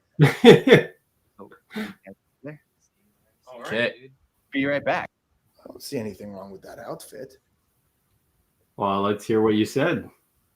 So that's not me. It's interesting. Because, oh, hold on, Blaze. Pause a sec. Okay. So You know who you kind of look like there, Spidey? You kind of look like Spidey. It kind of looks like it kind of looks like Morgan Strebler, interesting. Blaze, just a bit. did you air the stuff that we were saying behind the scenes? Yes. You did? Yes. Oh, Yeah, maybe I 'cause we were streaming the whole time. So like our conversations deliberating were also streamed. Yeah. okay, fine. Go play it. I might lose my entire reputation now because I didn't think this was going to air. But go. But I've always said mentalism is my profession. Magic is my hobby and my passion. And I'm so passionate about magic. So I'm stricter when it comes to magic. There's one thing that really is standing in my way right now. And I don't know if you guys are going to agree or you guys might both say, no, Spidey, you're crazy. You're dead wrong. He did the tricks in the wrong order. The coins would have been better to suck us in because it's faster, it's quicker to the point. It starts with the production. So far, It goes this right sounds into like a very funny good concept, advice and repeat, feedback. which is funny. That was It's very quick, good a advice. couple of And phases, ever whereas the other since one is taking more that advice, story-driven, it's slower to changed the a lot punch, for me in a before good anything. way. Oh, well, that's really great to hear. That's awesome. That is But- right. The only negative thing was that time that I almost stopped wearing my bow tie. That me was see the that. Let me see only The time. coins would have been You a way to almost stopped suck wearing your us bow right tie. in, establish I'm really credibility curious. like I'm crazy. gonna skip a little bit. Yeah, ahead. skip to where we're talking to him because clearly I said it. Apparently, I said it to him. No. I said, tell me Oh wait, I said did he say it behind the scenes before? Yeah. Before. Okay. All right. Oh shit! I would have preferred if it was kind of a routine that was meant to go together, or that he didn't have that moment of making it feel like he was gonna go together. I mean, even if he was like, you wonder what I paid for the bunnies with, and then just went through, coins, or some kind of like transition to just get into like, That's a great point. That's a great point. Yeah, a lot of magicians have this like, I mean, we all do. We have this overwhelming need to entertain people with as much as magic as we can. So we're like, hey, how much? I used to, how much? Oh, here's another one. I'm glad he did the coins. I enjoyed the. Is coins it coming up, Bob? Yes. The bunny thing is cool. It's a really cool application for something that I wouldn't have been able to find an application for the way he did. I need to think. Seems mostly positive. Seems very positive. Yeah. All right. So really skipping Yeah, the no, mic. that was all positive. It's where he gives the rating. He says it there. Okay, I'm skipping ahead. Bunny, have we creativity, originality? Yeah, that's the first my girlfriend said I can't have a bunny routine I've ever seen in my life.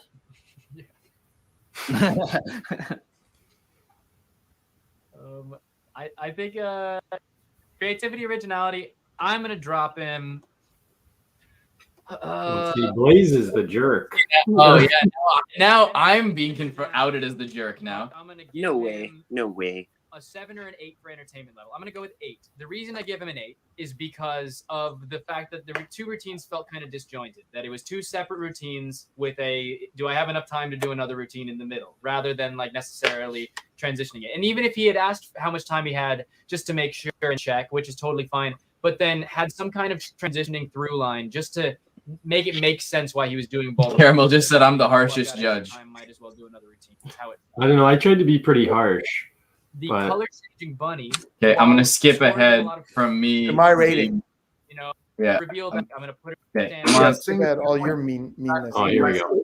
It's very original, but I think that a lot of laymen would understand exactly how that worked. I bet you it's in the And presentation you're or right, like it didn't make a performance. whole lot of sense. Why is it going under the cup?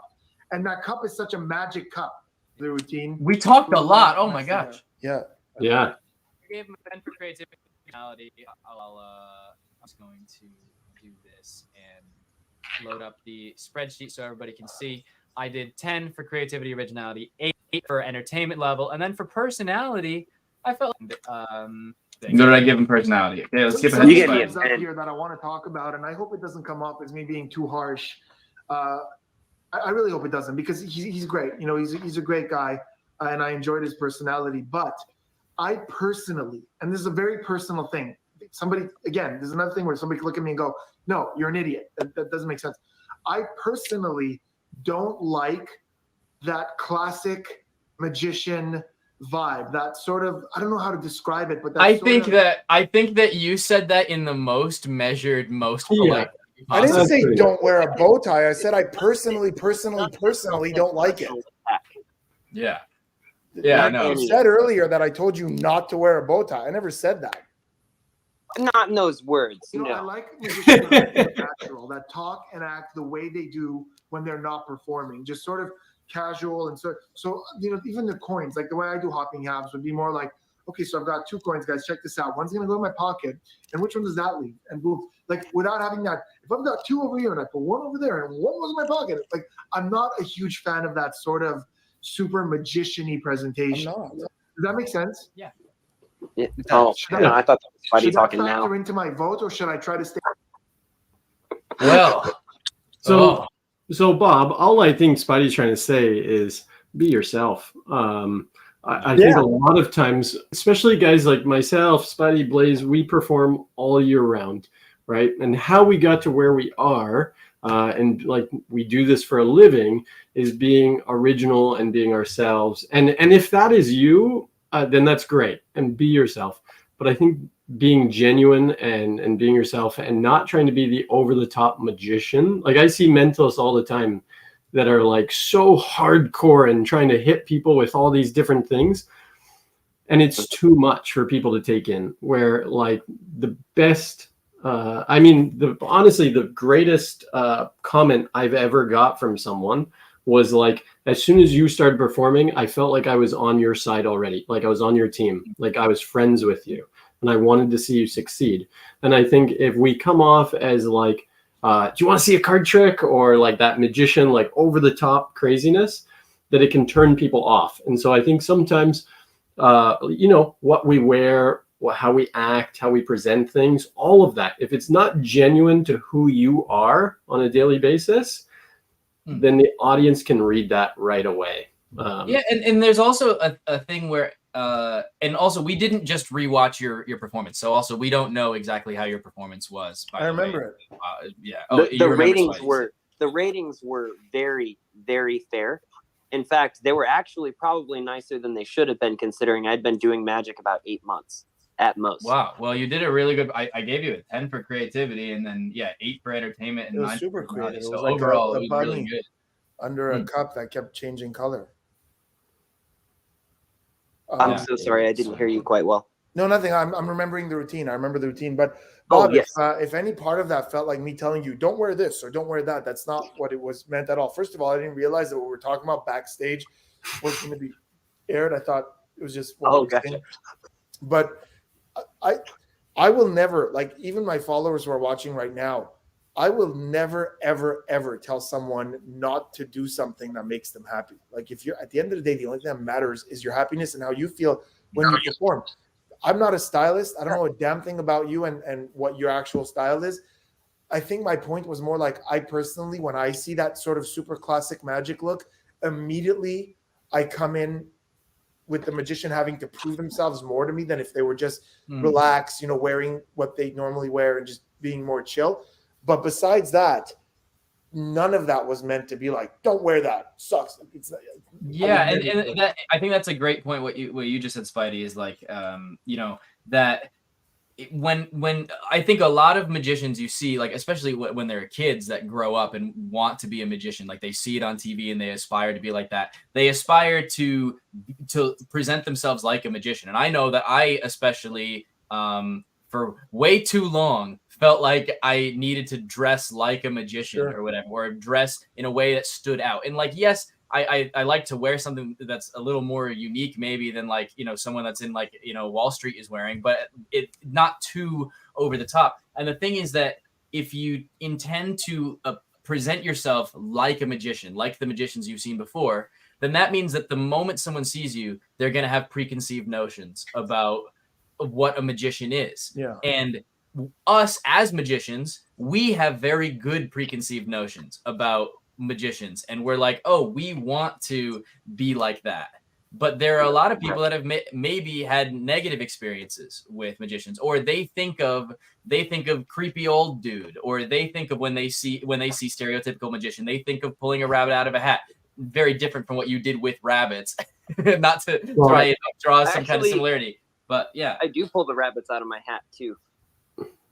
Okay, so but at the same time, you also were presenting like as you're presenting yourself like a classic magician in a good way. Yes. So it's like it made sense for that character. But yeah, the only thing is like, yeah, if you're presenting yourself like a classic magician, then people might have preconceived notions of what a magician is, and they might go, oh, well, I went to a magic show and the guy was rude to me. I went to a magic show and this guy, took my mother's bra, like, and did that routine. It's like they might have negative connotations with it. And I think as long as you're yourself and you let your work, your art speak for itself, then that allows you to be the only you that they've ever seen.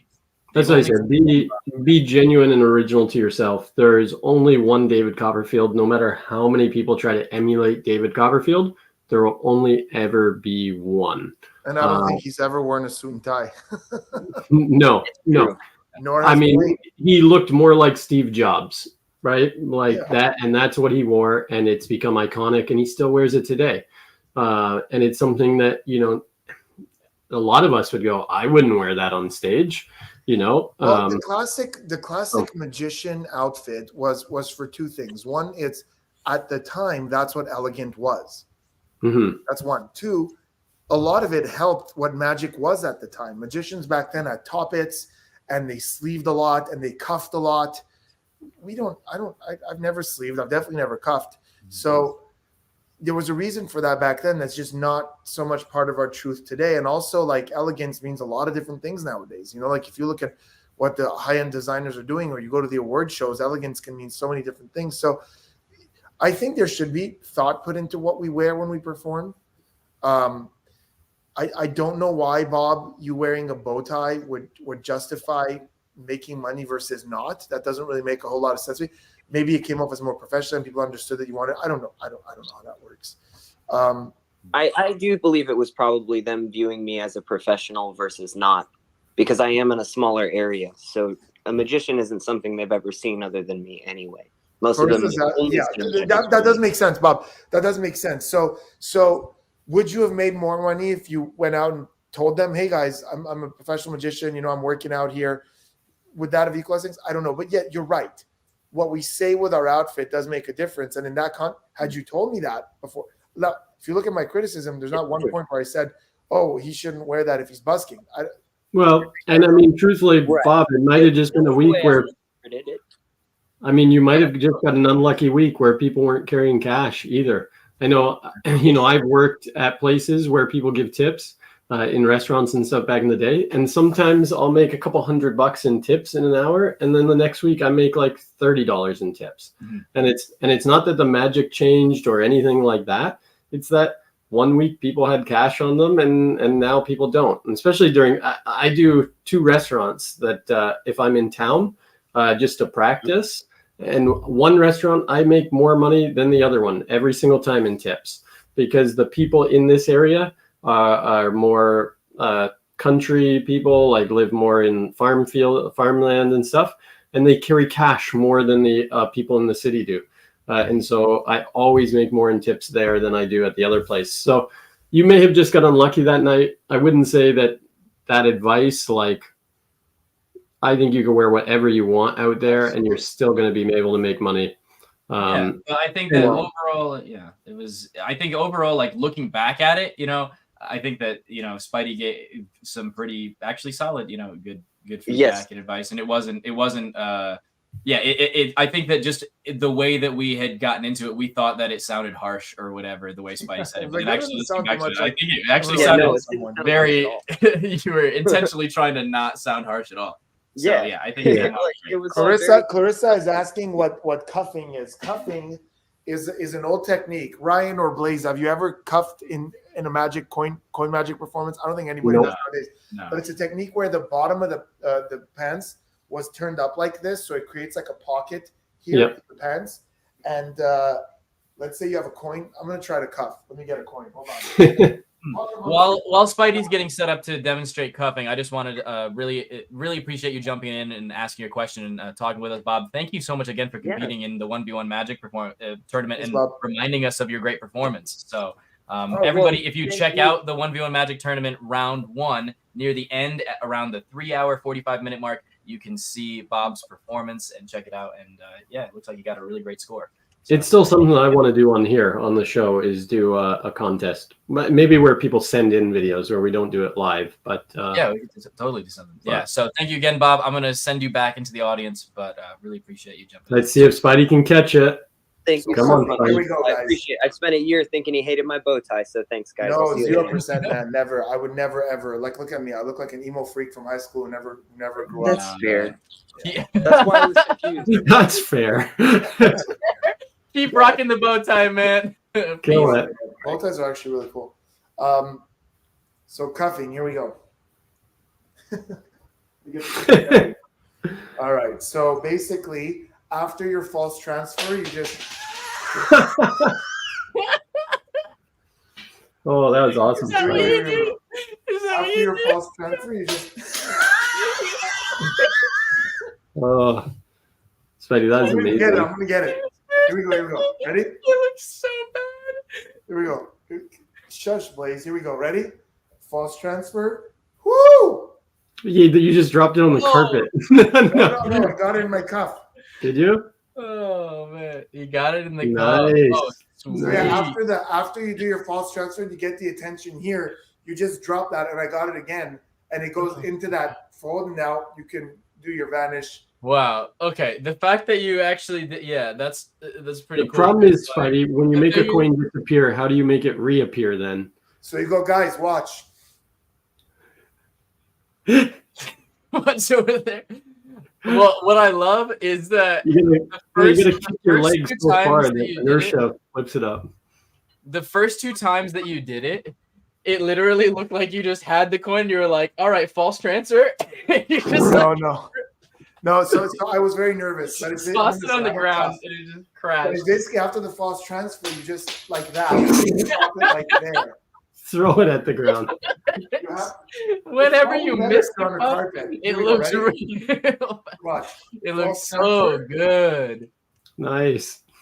I think probably wearing jeans is harder as well. Well, jeans, I mean, I guess maybe not, because jeans are like stiffer, so they hold that opening a little better. Yeah, but I mean, if it was soft, the coin would slide down the pant leg. I think better, like a suit. Oh yeah, better slide. Yeah. Jordan said duplicate in pocket. You just drop down the carpet again. I think you got to use inertia and like kick your leg up and have the coin shoot out of your pant leg and then catch it. Why don't you try hacky ABC, sacking it? ABC That's it, involves like a hacky absolutely sack. no cuffing whatsoever. The other way you can cuff is this. Actually, guys, this is actually pretty practical if you get it. But after your false transfer, watch this. If after your false transfer, your other hand, the guilty hand, naturally drops by your side here and you're blocking with your body, if you can let go and get that in the cuff, which I failed miserably, that could be cool because you naturally ditch the coin. I'm gonna get it. Okay. I'm gonna get it. Watch. That was the okay. Here we go, guys. Cuffing 101 with Spidey. Cuffing 101. Don't ever say Spidey doesn't teach you stuff. Here we go. Coin.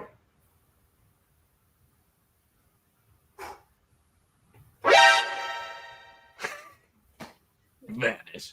Magic. So good. And guys, what's this? What is that? Whoa! What? What?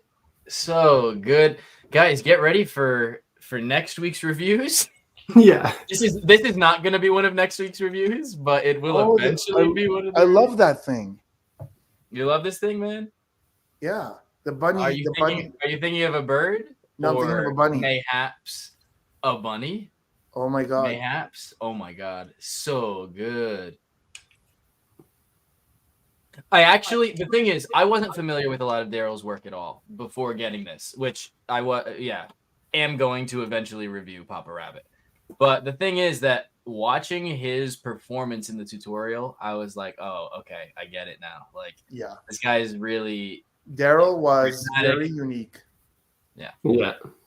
He can do certain routines and entertain an audience very effectively. And they're routines that I would never be able to do for an audience myself because he just had this. He had a charm. Yeah. Yeah. Like I absolutely have no idea if I'm going to be able to pull off this. However, I'm willing to try. Now, one thing that was interesting is like he performed it for entirely adults, which is not what I expected going into. No, I thought that the performance video was going to be all kids. No, I've done that for adults. Yeah, and even like the little subtle thing like this, like that thing where he props it up at the end, I was like, oh, so he's tailoring this routine and it's meant to be performed for adults. Like this isn't a kid's routine, which was like really surprising. But yeah, so coming soon whenever I actually get the courage to do sponge bunnies for people. I used to do it for adults, man, and they loved it. Spidey does it. Dude, sponge balls for adults absolutely works. No, it upsets me how much it works. Also, Blaze, that clip we played earlier of us judging the 1v1, how long ago was that? Like 5-6 months?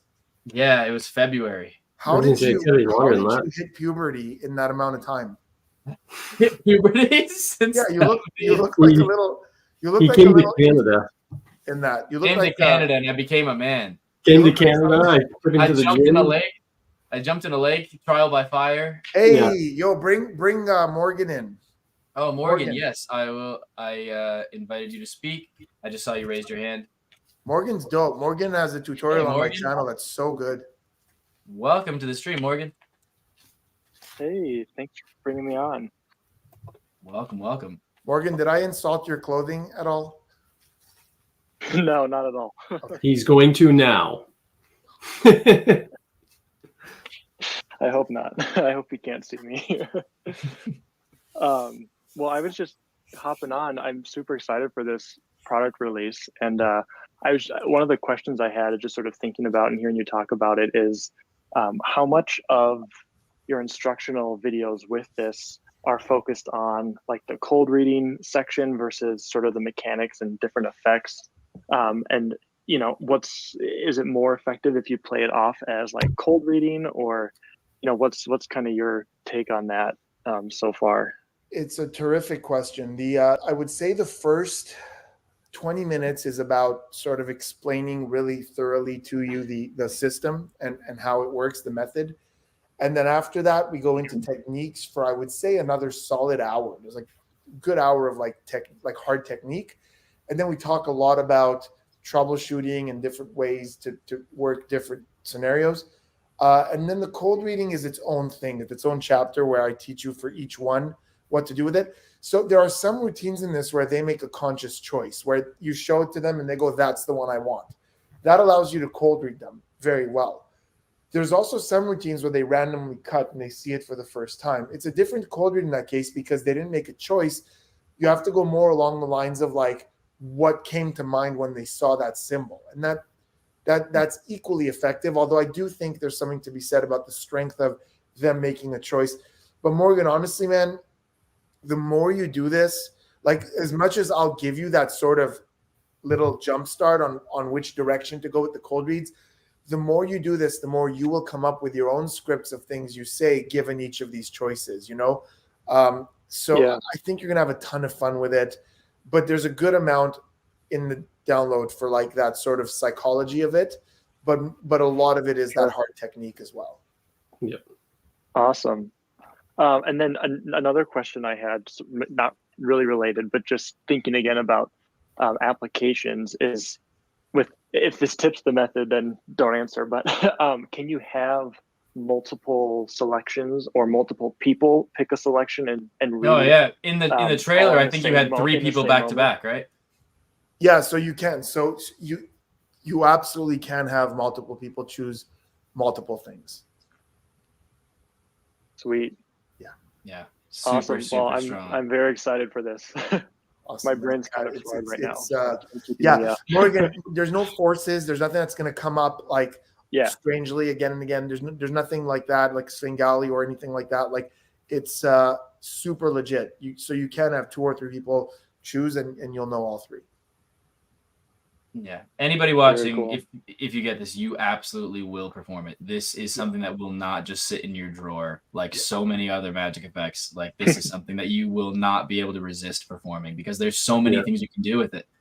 So thank you, Morgan, for jumping in. Really appreciate it. If you have any more questions before I send you back into the dungeon.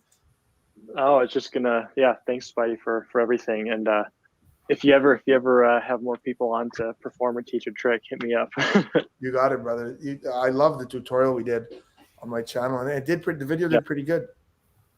Awesome. Well, see you soon, Morgan. Thank you. Now I see that Bhavya is in the server as well. Bhavya, we know, is an absolute beast. So I've invited him to speak if he so would like. Who's that? Bhavya. Bhavya. Oh, Bhavya, what up? Yo, Bhavya's my man. How are you, Spidey? Hey, buddy. Yeah, I had a question. Yeah. What is your favorite routine to perform with these flashcards? That's an amazing question, Bhavya. So there's 2 that I like, and one of them, Bhavya, were you here when we showed the trailer?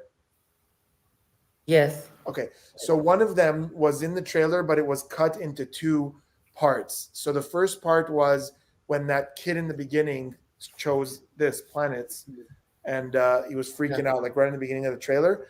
And then basically the routine goes like this.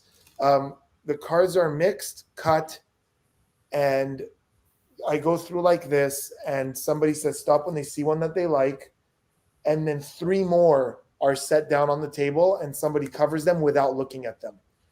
Then I read the mind of the first person and reveal that, and then I talk about clairvoyance and how, this is like mind reading, telepathy, but I want to try something that nobody knows. And then I tell them the vibes I'm getting from the 3 under their hand. And you saw that later in the trailer where I said it to that redheaded girl and she lifted her hand and all 3 of those were on the table. So that's one of my favorite routines. Read one from their mind and then 3 more on the table. So it's got that nice climax.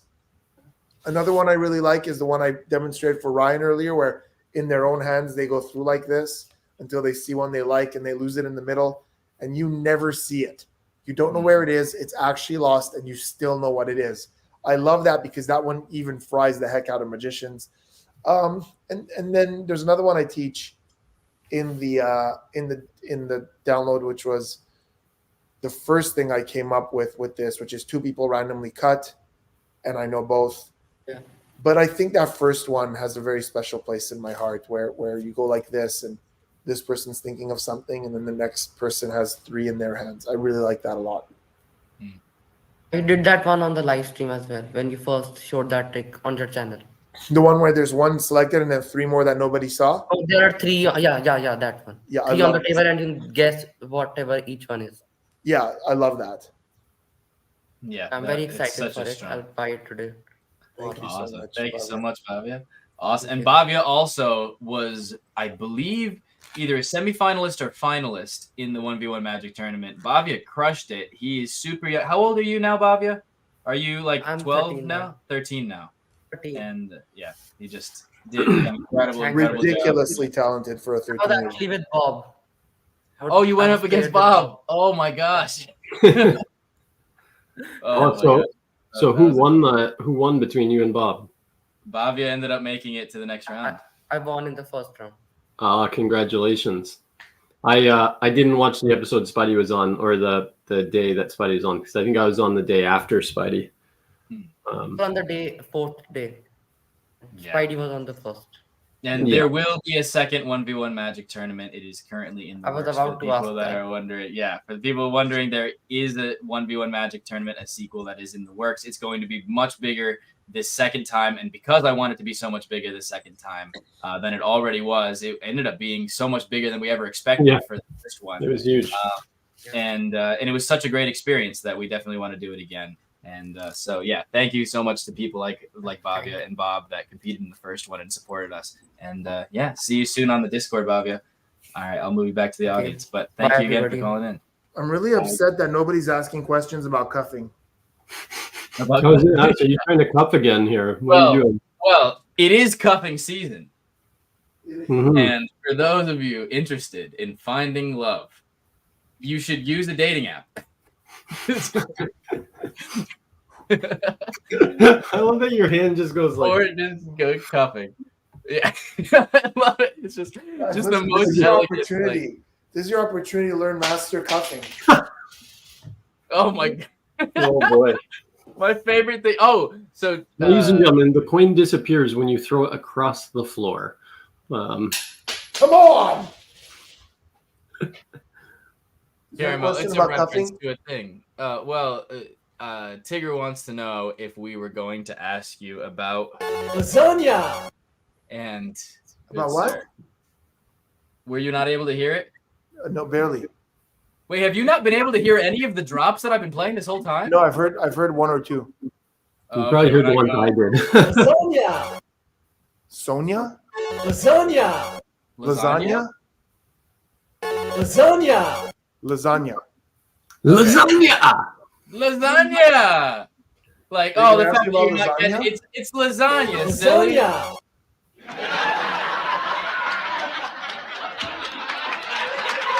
That was so good. Watch this. And then we have Good Lord. Good and tasty. Spidey, I think you just gotta like naturally let it drop. You keep like no. your hand. The reason I can't do that is because my jeans have like this natural ripple that's in the way. Oh, okay. So I'm trying to go the around natural ripple. Guys, don't worry. Just go do your thing. Just do your thing. I'm just severe to moderate cuffing. Guys, you missed it. I nailed it. Oh, so I was looking down. The lie detector determined that was a lie. Oh, that's great. That's a good one. You hit that good. Guys, just nailed it. Didn't even look down. Have you ever had a dream that... We're not gonna do it. I'm not gonna do it. That's actually a funny one. That would have been a good one. Remember when you had a dream that you could cuff by himself? Yeah, Spidey, when you had a dream that you could let Spidey just stand there cuffing. Like a good neighbor, cuffing is there. Go cuff yourself. There's some good ones. So many good ones. Don't give a cuff. Yeah. And Spidey, I just have a question for you. Have you ever had a dream? Have you ever had a dream that you want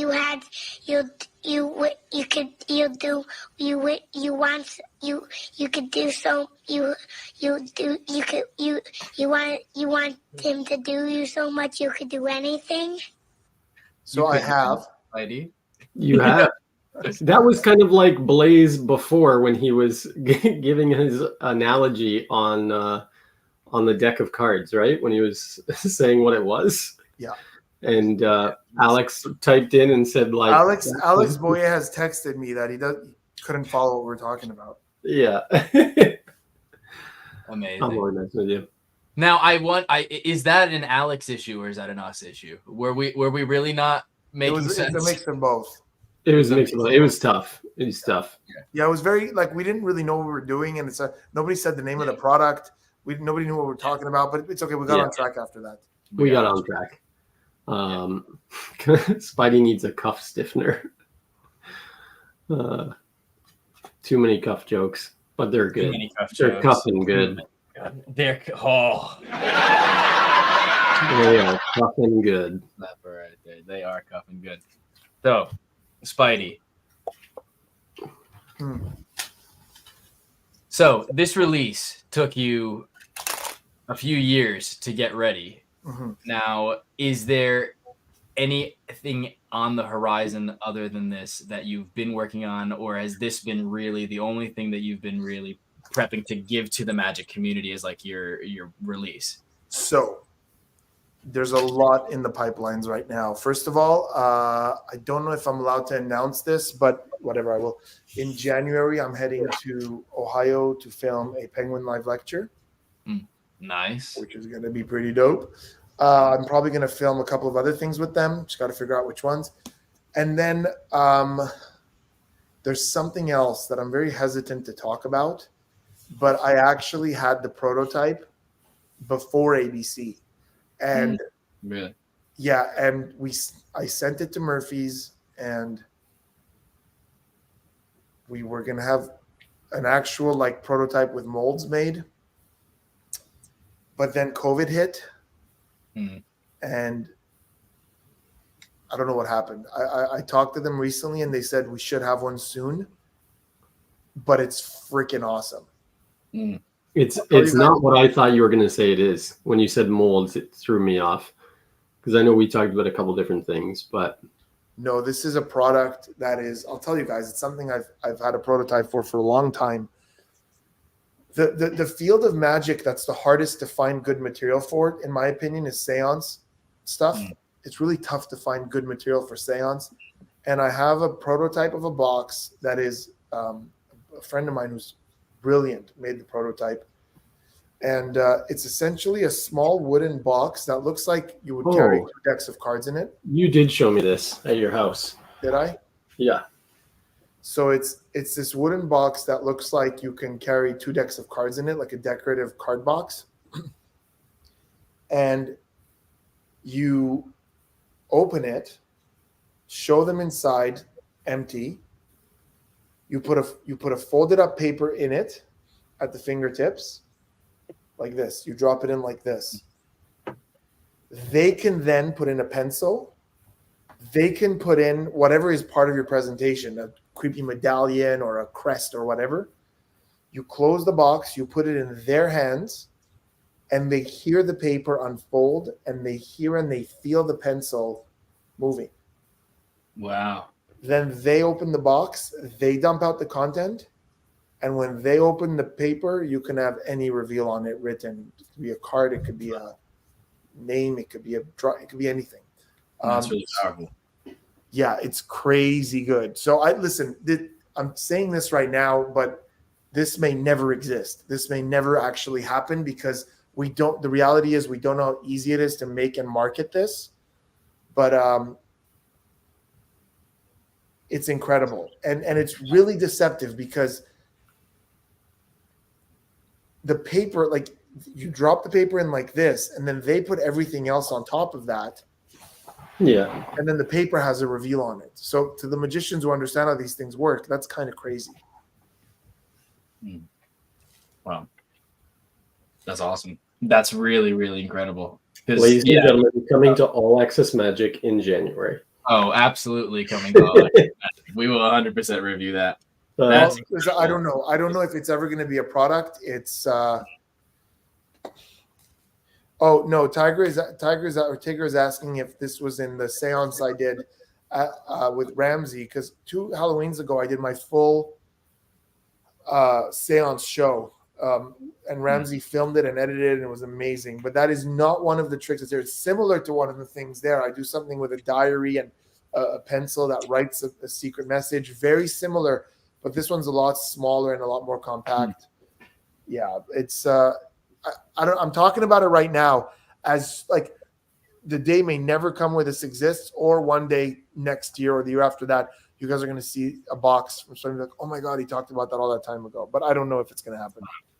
You got it exclusively here first on All Access Magic. It might be meaningless. All Access.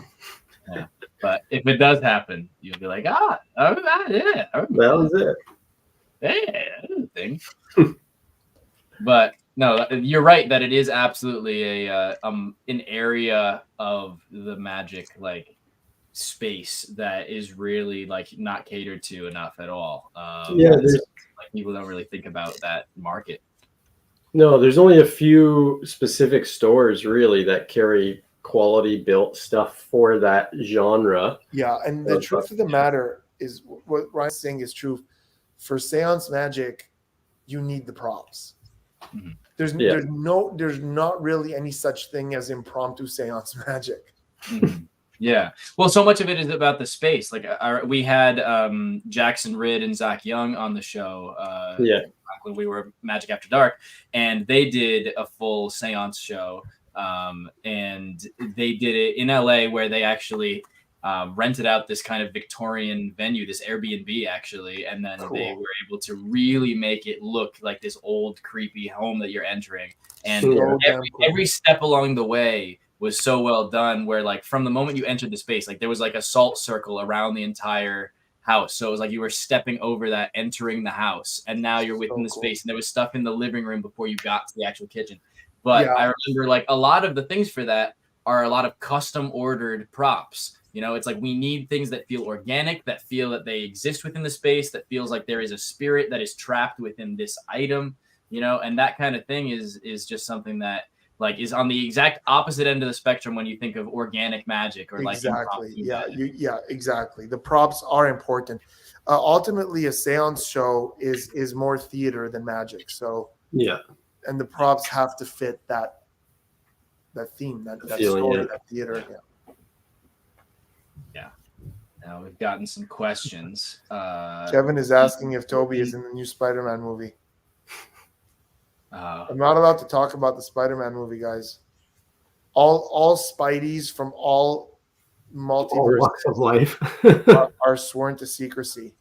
Oh my God, that took me so long to get until you said Spidey. I had literally no idea why he was asking you about Spider-Man. I've been asked by a lot of people if I'm one of the Spider-Mans that are going to appear in the multiverse. Well, I mean, it kind of looks like on your pop-up banner behind you there that your shirt is coming open to reveal the Spider-Man. Yeah, but although it looks like I'm clothed under that shirt, I'm not. Yeah, that is just hair. That's just my Armenian genetics. Just Armenian carpets. We have a question. I've been wanting to do a seance show for a while, but the props really hold me back. Any suggestions on where to get them? Well, you have to wait for Spidey's potentially never upcoming release. Mm-hmm. Where's a good place to get seance props? Man, there's a couple of like websites. There's only a couple sites that There's people that custom build them. Like there are people that manufacture. If you're looking for a spirit bell or something like that, you know. Yeah, I would check. Taylor Imagineering is a good website out of Canada that has a lot of cool stuff for seance. A lot of cool stuff for seance, actually. Yeah. Can you write that, Blaze? Taylor, Taylor. Yeah. Taylor. Imagineering. Hold on. Let me make sure. Is it Imagineering or just engineering? No, it's Imagineering. Yeah. Hold on. You know what? I've actually got it. Blaze, you got some really great stuff. I'll put it into the chat so people. Yeah, if you send it in private chat, I can post it. I put it in the private chat. So that website, if you put that in the comments, they have great stuff. Yeah, I'll put that right there in the comments. Amazing. TaylorImagineering.com. It'll be posted as me and as X. So I speak for him now. And that's the funny thing now. When I chat in as you. So Yes, amazing. So you're me and I'm X. We are all one. Now we had a game that I believe was your game. Was it your game, Spidey, that was with the Smooth Criminal with Intel and Einstein, and we had the Barely Alive family member? I still have them all here. We had a pregnant woman. We had a military man with an owie. No. Convict. Yeah. Was it yours? That's the one where you have to choose the two you would save. Yeah. That's my creation. Created that. That was a really fun game. Yeah. That was really. Do you have any other games that you've created that you would like to share? Man, we should. Otherwise, I can pull up some point. But yeah. What did you say? A Jackbox stream? We should play Jackbox in a stream at some point. That would actually be really fun. Yeah. That'd be amazing. Let's see. I'm sure I have something. Let me go check. Guess which card I'm holding up. Let me go check my board games. No, I won't do that. Now, I've got a question. What is something that you should have mastered as an adult by now, but you haven't? Is that a question for me? Yeah, for all of us. Spidey will tell you I've mastered everything. I'm really bad at anything that involves like hand-eye coordination. No, like filing taxes and accounting and keeping track of your books and all that. I'm so bad at all that stuff. I'm just god awful. Yeah, that's probably a weakness of mine as well. Yeah, I'm definitely getting way better at that, but I always tell people. What?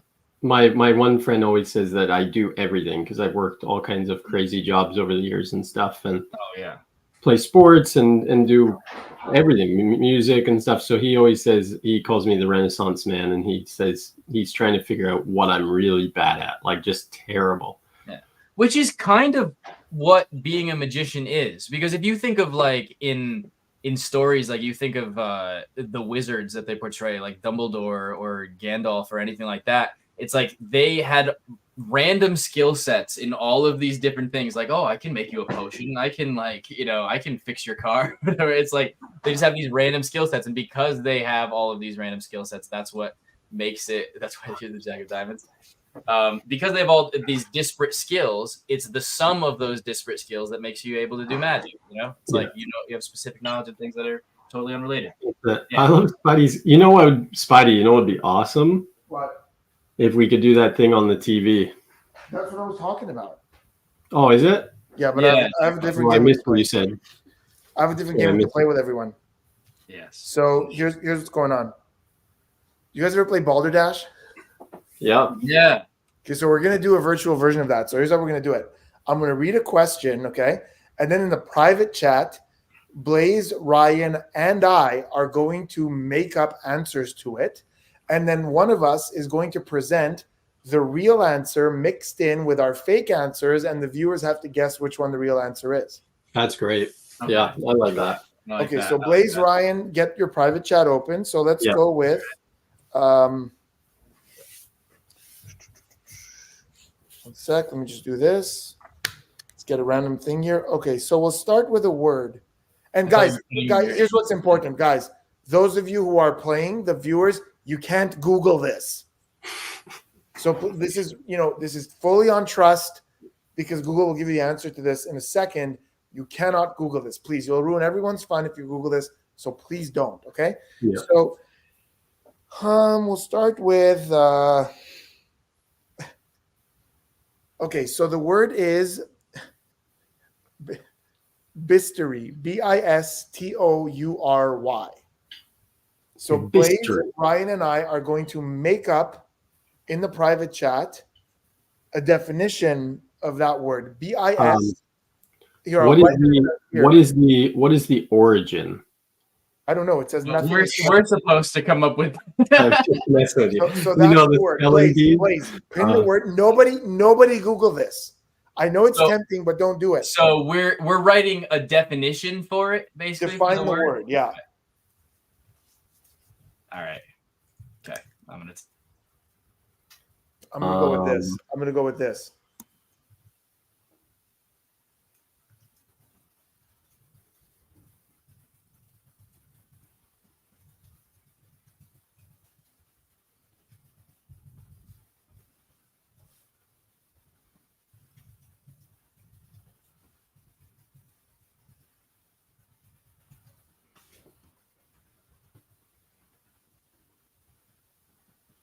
Okay, I have my definition. So this is the one I made up, Blaze. Don't read it yet. Don't read any of them. Wow.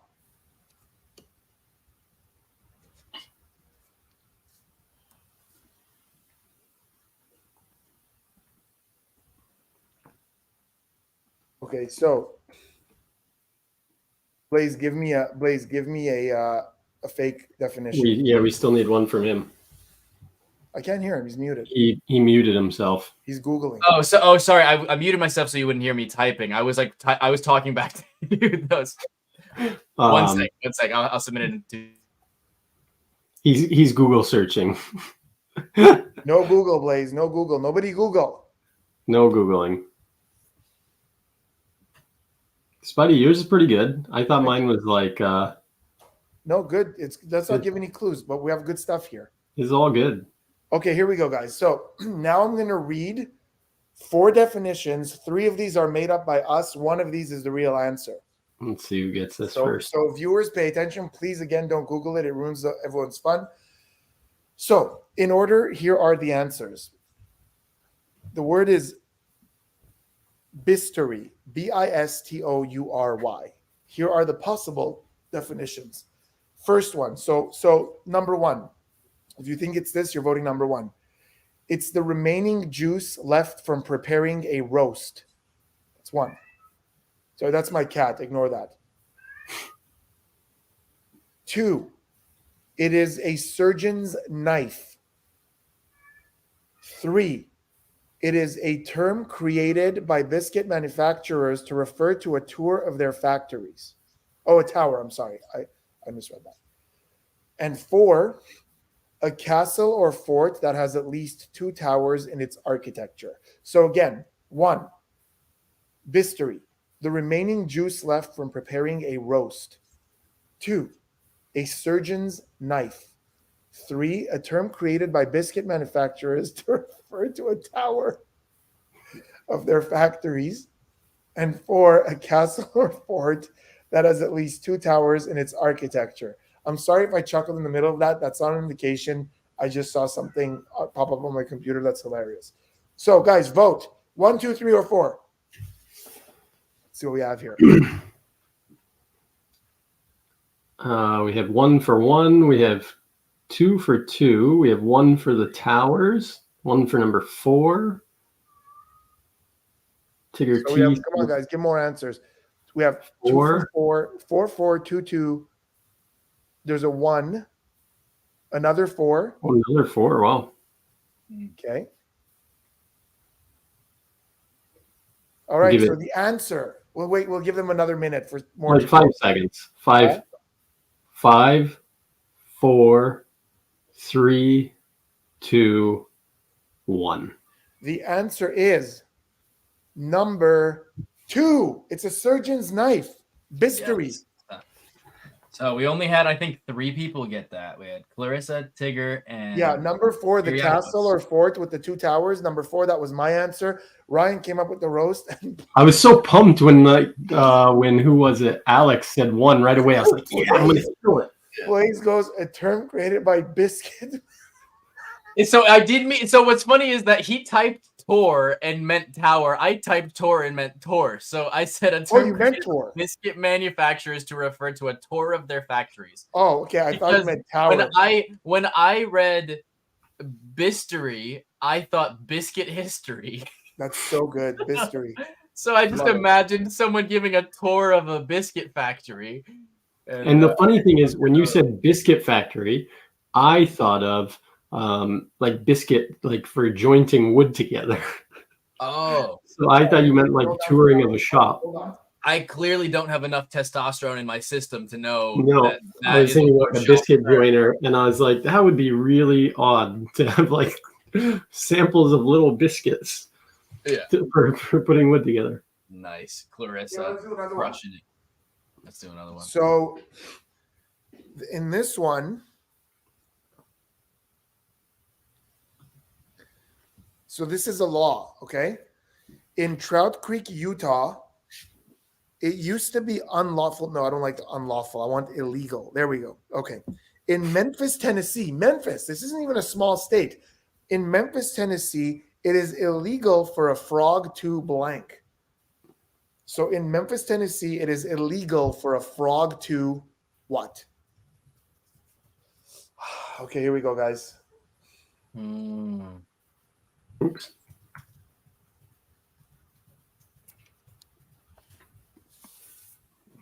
Was that right? That's right. I was so confused what you meant. Yeah, the first one I was very tired and wrote the wrong what I was thinking.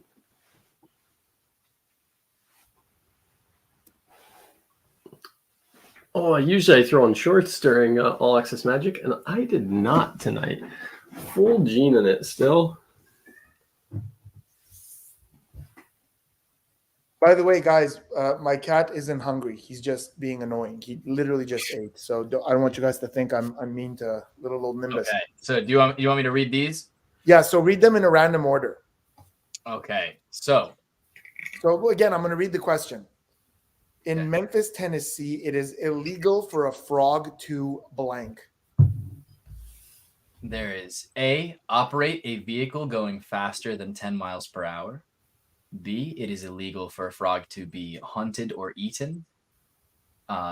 C, it is illegal for a frog to croak after midnight. Or D, it is illegal for a frog in Memphis to cross the road. So we have operate a vehicle going faster than 10 miles per hour. We have be hunted or eaten. We have croak after midnight, and we have cross the road.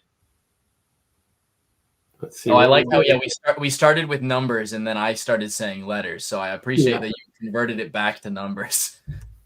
Whatever. A B C D. Guys, let's go. A B C D. So we have 2 votes for B. What was B? B was to, let me just go back to it. B was to be hunted or eaten. Yeah. Okay. We have 2 for B. We have one foreskin. We have. Holy crap! Did you just see all of those appear? Yeah. Oh so wow! Oh yeah. A bunch just popped up. Oh my God! Hold on. So we have. Hold on. We have Lindsay, Ragav think it's 2 or B. Tigger does as well. Clarissa thinks it's 2. Kyriakos thinks it's 2. So a lot for 2. Grant thinks it's the last one. Mac Russell thinks it's number 3. And then we have 1 for C. So every answer got a vote. Good job, guys. Yes, every answer got a vote. Yeah. So are we ready Correct to answer? 5, 4, 3, 2, 1. Correct 3 answer, was number the 3. correct answer. Yes. So it is illegal in Memphis, Tennessee to croak after midnight. For a frog. I actually think let me ask you, like, what are they going to find the frog? Yeah, no, they just kill it. Oh, that's not very nice. Yeah, you done broke the law. You broke the law. You're death penalty. Okay, let's here's the thing. Here's a question before we move on. Is if you have a bunch of croaking frogs on your property in Memphis, Tennessee, you get it. Are you breaking the law because you're allowing these pests to croak on your property? It's basically like an obstruction of the peace. Like you're. That's actually funny. Can you imagine someone's out there with a broom moving them over to their neighbor's grass? Yeah, it's like it becomes your responsibility to hunt these frogs. Yeah. Like if jump over the neighbor's grass. I don't want to get in trouble. Doing a disservice, but yeah. So how do you tell your frog not to croak? How do you punish him if he does?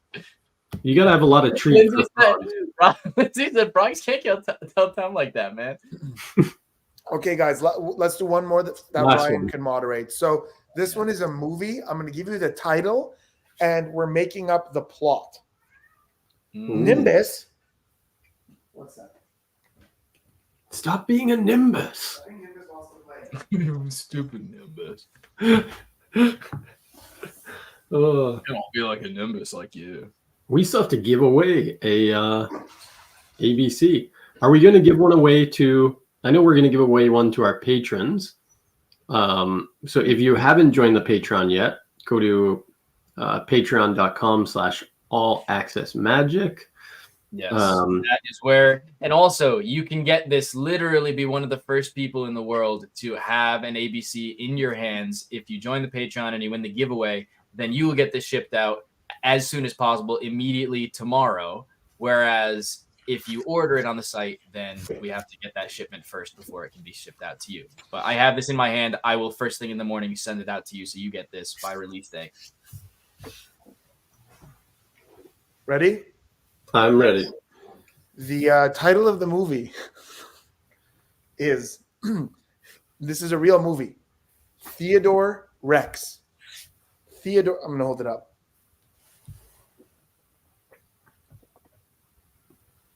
Theodore Rex. Rex. So we are writing the plot of the movie Theodore Rex. Well, okay, here we go.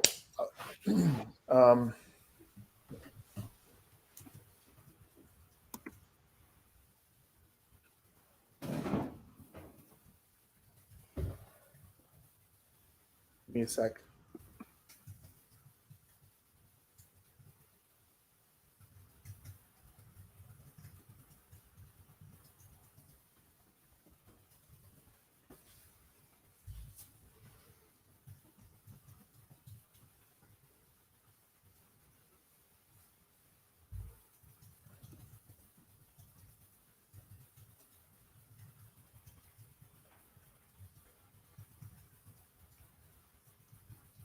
Okay, that's mine. And then nobody Google it.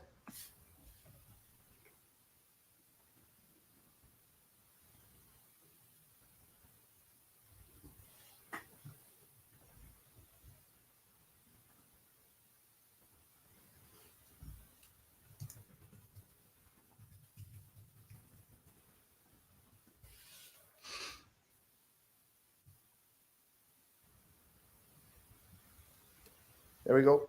Mine and the real answer are there. But Ryan's going to jumble the order because we don't want you guys to have any clues as to, you know, because if I said mine came in first. Nobody Google it. Nobody Google it.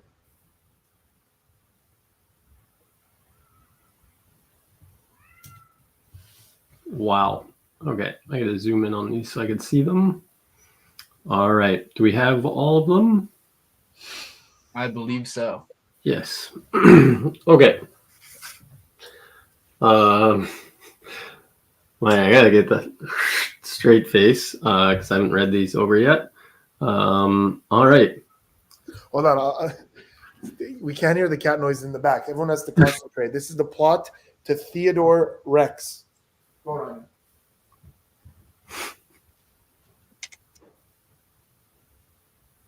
This is gonna be so good. This is gonna be so good. I'm reading the chat. I'm so happy. This is gonna be so good. Go, Ryan. Go for it. Go for it. Okay, I was waiting for your cat. I was waiting for the cat. Sorry, go. He might meow again. Okay, number one. Ever wondered what happened to the talking chipmunk, Theodore? From the smash hit movie series Alvin and the Chipmunks? After the fame, follow Theodore on his journey with Alzheimer's as he begins to believe that he's a Tyrannosaurus Rex. Ooh, that is number one. Number two, a group of scientists put a brain into of a human into the body of a dinosaur. Number three, a children's tale following the life of one curious little boy who finds himself in trouble through his adventures. And number four, Advances in cloning technology allow a cop to partner with a dinosaur to solve a murder. Number 1, 2, 3, and 4. So we had, to sum up, one is sort of a follow-up of Theodore from Alvin and the Chipmunks. yes. Sort of like a very distant sequel. Number 2 is brain of a human into the body of a dinosaur. Number 3 is following the tale of a child who's curious and gets himself into trouble. And number 4 is cloning technology that allows a cop to partner with a dinosaur to solve a murder. Ooh, we got all kinds of mix here. 3, 4, 2, 2, 3. Another 2. 3, 4, 2, 2, 3, 2. Wow, they did not come up on my screen like that so far. 3, 4, 2, 2, 3, 2, 3. Wow. What was yeah, okay, so 2 was yeah. 2 was yeah. Philip Goldstein. Is Max Raven. Yeah. That's commitment. Oh my god. Okay, guys, 10 more seconds. Another vote for 3. 3, 4, 2, 2, 3, 2, 3, 3, 2, 2, 3. So 1 is getting stiffed here, and 4 is doing not so great. Yeah, 2 and 3 looks like. So we'll give the 5-second countdown. We got 5, 4, 3, 2, and 1. Oh, we got a couple more that came in. Oh, look at that. 3, 3, 3, 2, 3. Well, Philip Goldstein, Max Maven doesn't know what he's voting for, but he's one of the best mentalists in the world, so he probably knows the answer. Anyway. He probably knows. Actually, amazingly, isn't 3 right? No. Oh, the correct answer is 4. 3 was Ryan's answer. 2 is yours. Only one person got it. One person got 4. Right. Oh, so I was 2. Ryan was 3. Yeah. Yeah. Oh, Ryan, we killed it. Killed it. Yeah. I mean, mine had no chance. Yours was I had so ridiculous. much fun writing it.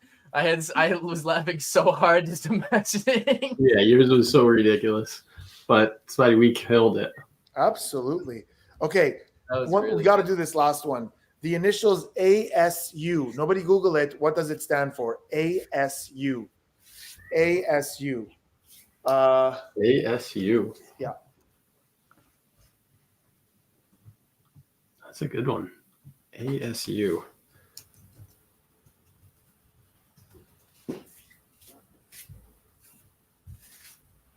Yeah, Matt Dean. Chipmunks was definitely me. Yeah. While you guys are typing, I will be right. I'm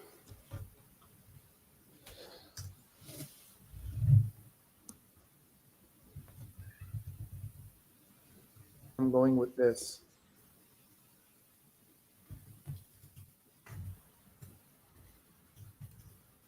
And here's the real one.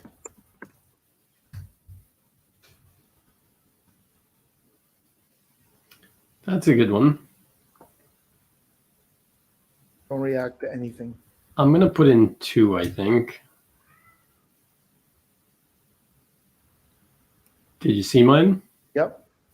You go with that? Yeah, I'm not sure if I want to. I think I need to make it something bigger. How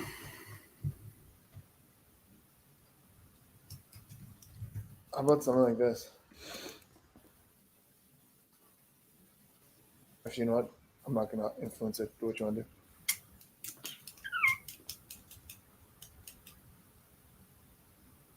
Where's Blaze? I think he went to the bathroom or something.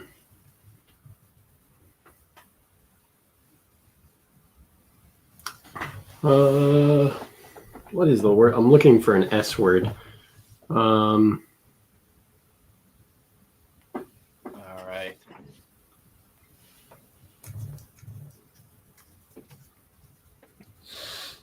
All right. We're still waiting. Ryan needs to change his answer.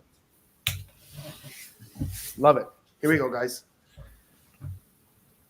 Jumble, jumble, jumble. Answer number 1. So ASU, what does it stand for? Answer number 1, Alabama State University. 2, American Surgeons Union. 3, American Snowshoers Union, and 4, African Service Union. So 3 of these answers is a union. So Alabama State University, that's 1. 2 is American Surgeons Union. 3 is American Snowshoers Union, and 4 is African Service Union. 1, 2, 3, or 4? Good question. What do we have here? We have some 2s. 2, 2, 2. 2, 2, 2. So far, 2's slaughtering. Come on, guys. Lock in those answers. We got 4 from Matt. Matt was the only person to get the last answer right. I don't know who Lindsay is, but Lindsay has quickly become my favorite person in chat. Everything that Lindsay says is gold. That's harsh. I love it. I was literally making joke about it. What is the S in answer 3? So the third answer is American Snowshoers Union. Snowshoers. I would assume that means like snowshoeing. That's like I guess. Like we have it in Canada. It doesn't snow. You don't know what that is. It's a good point. It's like these tennis rackets that you put on your feet, and it allows you to walk across the top of snow without really sinking in. Although I found it doesn't work. I sink in as much, and I have these big, heavy tennis rackets on my feet. So stupid. Philip Goldstein goes, I will remove 2 answers. Which 2 did I remove? Great. We'll hold on to those. Okay, let's see what we have here. 2, 2, 2, 2, 2, 4, 3, 2, 1, 2. All right. So wow. Number 2 was my answer. So that threw a lot of people off. A lot of people thought it was your answer. Then some people said 4, which was Ryan's answer. Yeah, I had one person say 1, which was my answer. Which was his answer. And guys, the real answer is the American Snowshoers Union. Yeah. They have a union. We had no idea that they had a union for snowshoers. It's a pretty hardcore union. This is a union of people who. Now I'm curious: are these people who manufacture? No, I think they're avid snowshoers. Now, I didn't even know that snowshoeing was a verb. That you could snowshoe as an snowshoeing is a verb. Oh yeah. Let's look up their website. In Canada, snowshoeing. Is it like he, she, we snowshoe? Snowshoe. Now hold on. If I Google ASU, it does say Arizona State University. So yeah. But that's still and Alabama State University and Angelo State University. Oh wow! So these are all also correct answers. No, I think when we played this at your house, obviously on the TV, you and me absolutely killed it. Yeah. We're good liars. That's it. That's what we said at the end. We were like, mentalists are good at lying. They don't even have a website. So the only person who got that one right was Clarissa, right? Then Clarissa. Yeah, it might have been. Clarissa got it again. Now, yeah, I think I should have changed my answer to something that was not actually real. I assumed Alabama had no schools, so, no. So I assumed it must have been a lie. Yeah.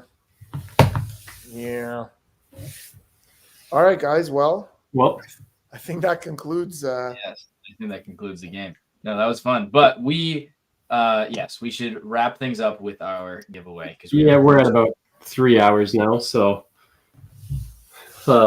we should kick Spidey out probably. He stays up till 5 a.m. anyways, but just solving puzzles and playing games. That's it. Sitting in the massage chair.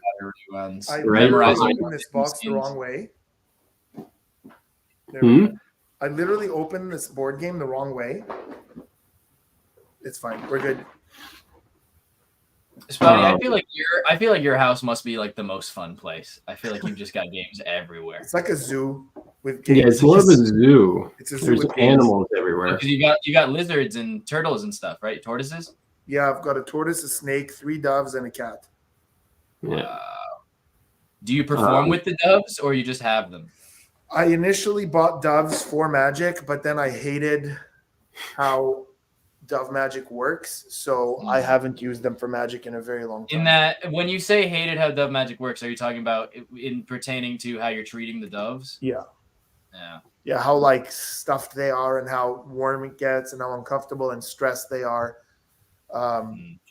If you look at the doves of Dove Magicians, none of them look healthy or happy. They all look paranoid. Because they know they're about to get jammed in a jacket. Yeah. It's not any minute. And yanked out. Yeah. Yeah, exactly.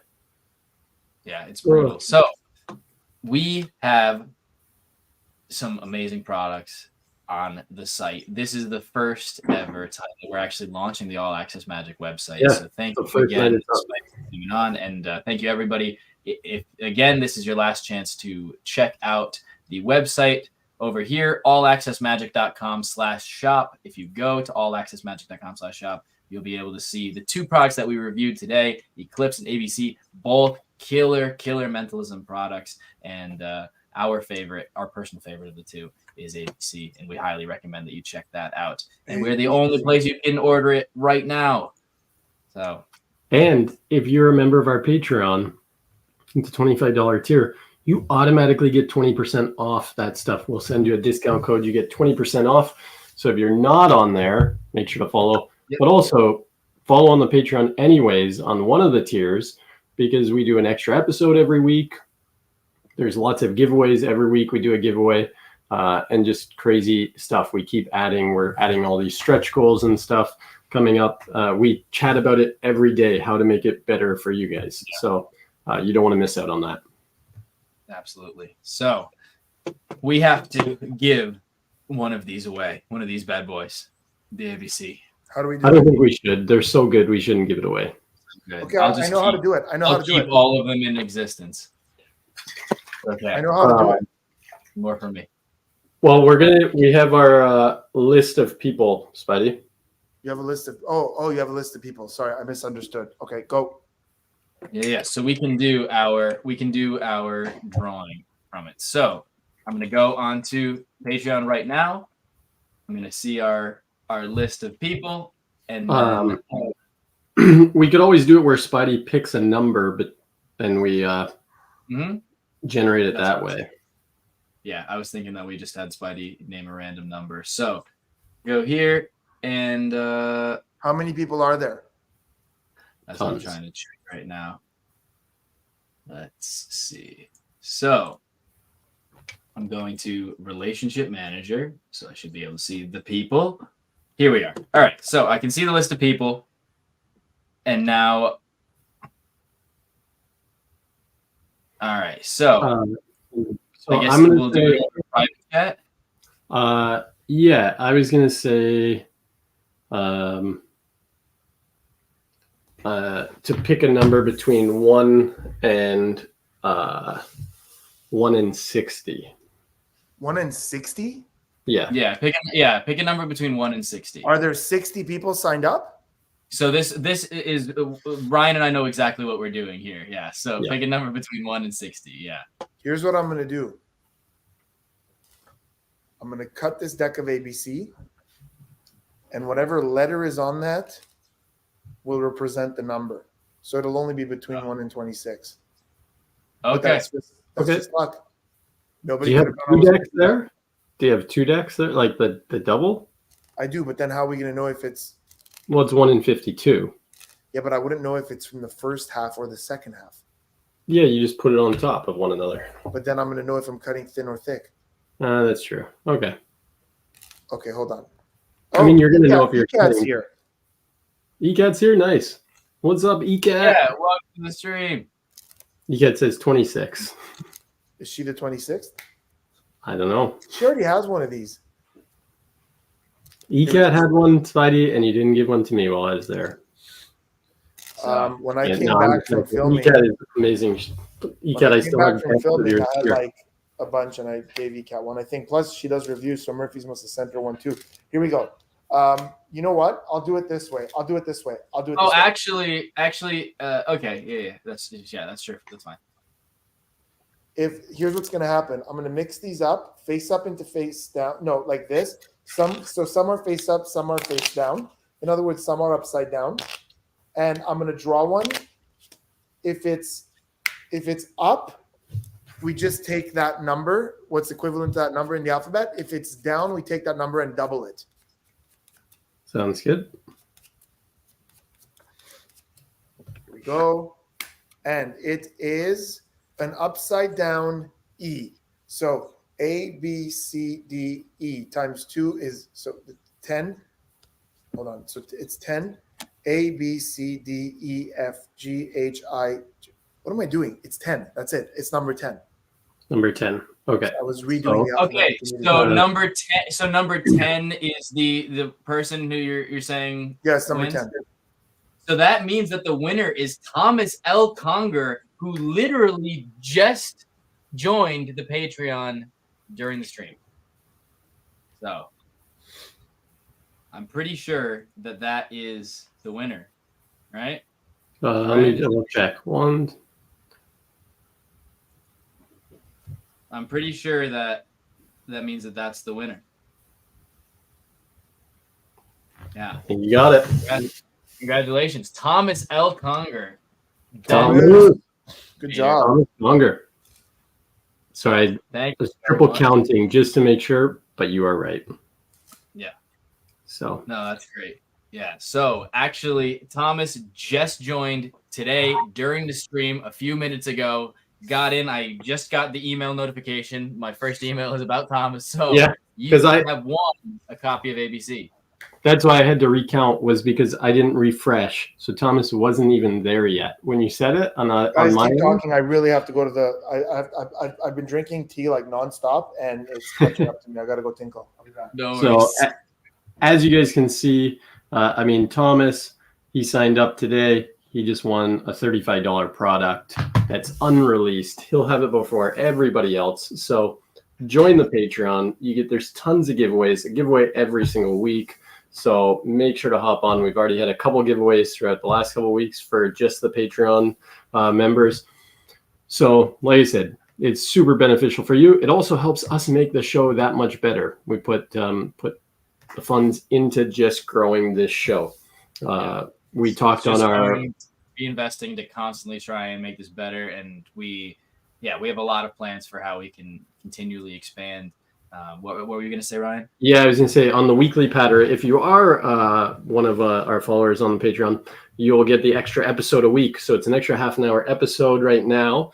But we talked about our goals for all of our stretch goals coming up. And yes. I mean, they're absolutely insane.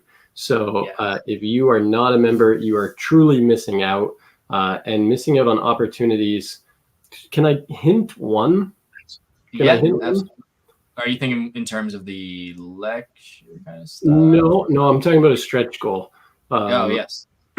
So we talked about giving away a registration to Magic Live.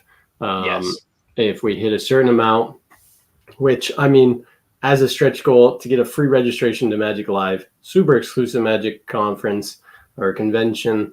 They only have, I think it's like, I forget how many spots they have this year because of COVID and stuff. I think they've narrowed down their numbers a bit, but we will get you a registration. So that's one of the stretch goals, but we need people to sign up. So patreon.com/all. In the meantime, we're trying to give you as much value as we possibly can with weekly giveaways of the products that we're reviewing, as well as having the discounts if you're a Patreon subscriber. And if we can get enough patrons to sign up, the stretch goal will be up on the Patreon page, so you can see how you can get potentially a full registration pass to Magic Live, which is like $500 value.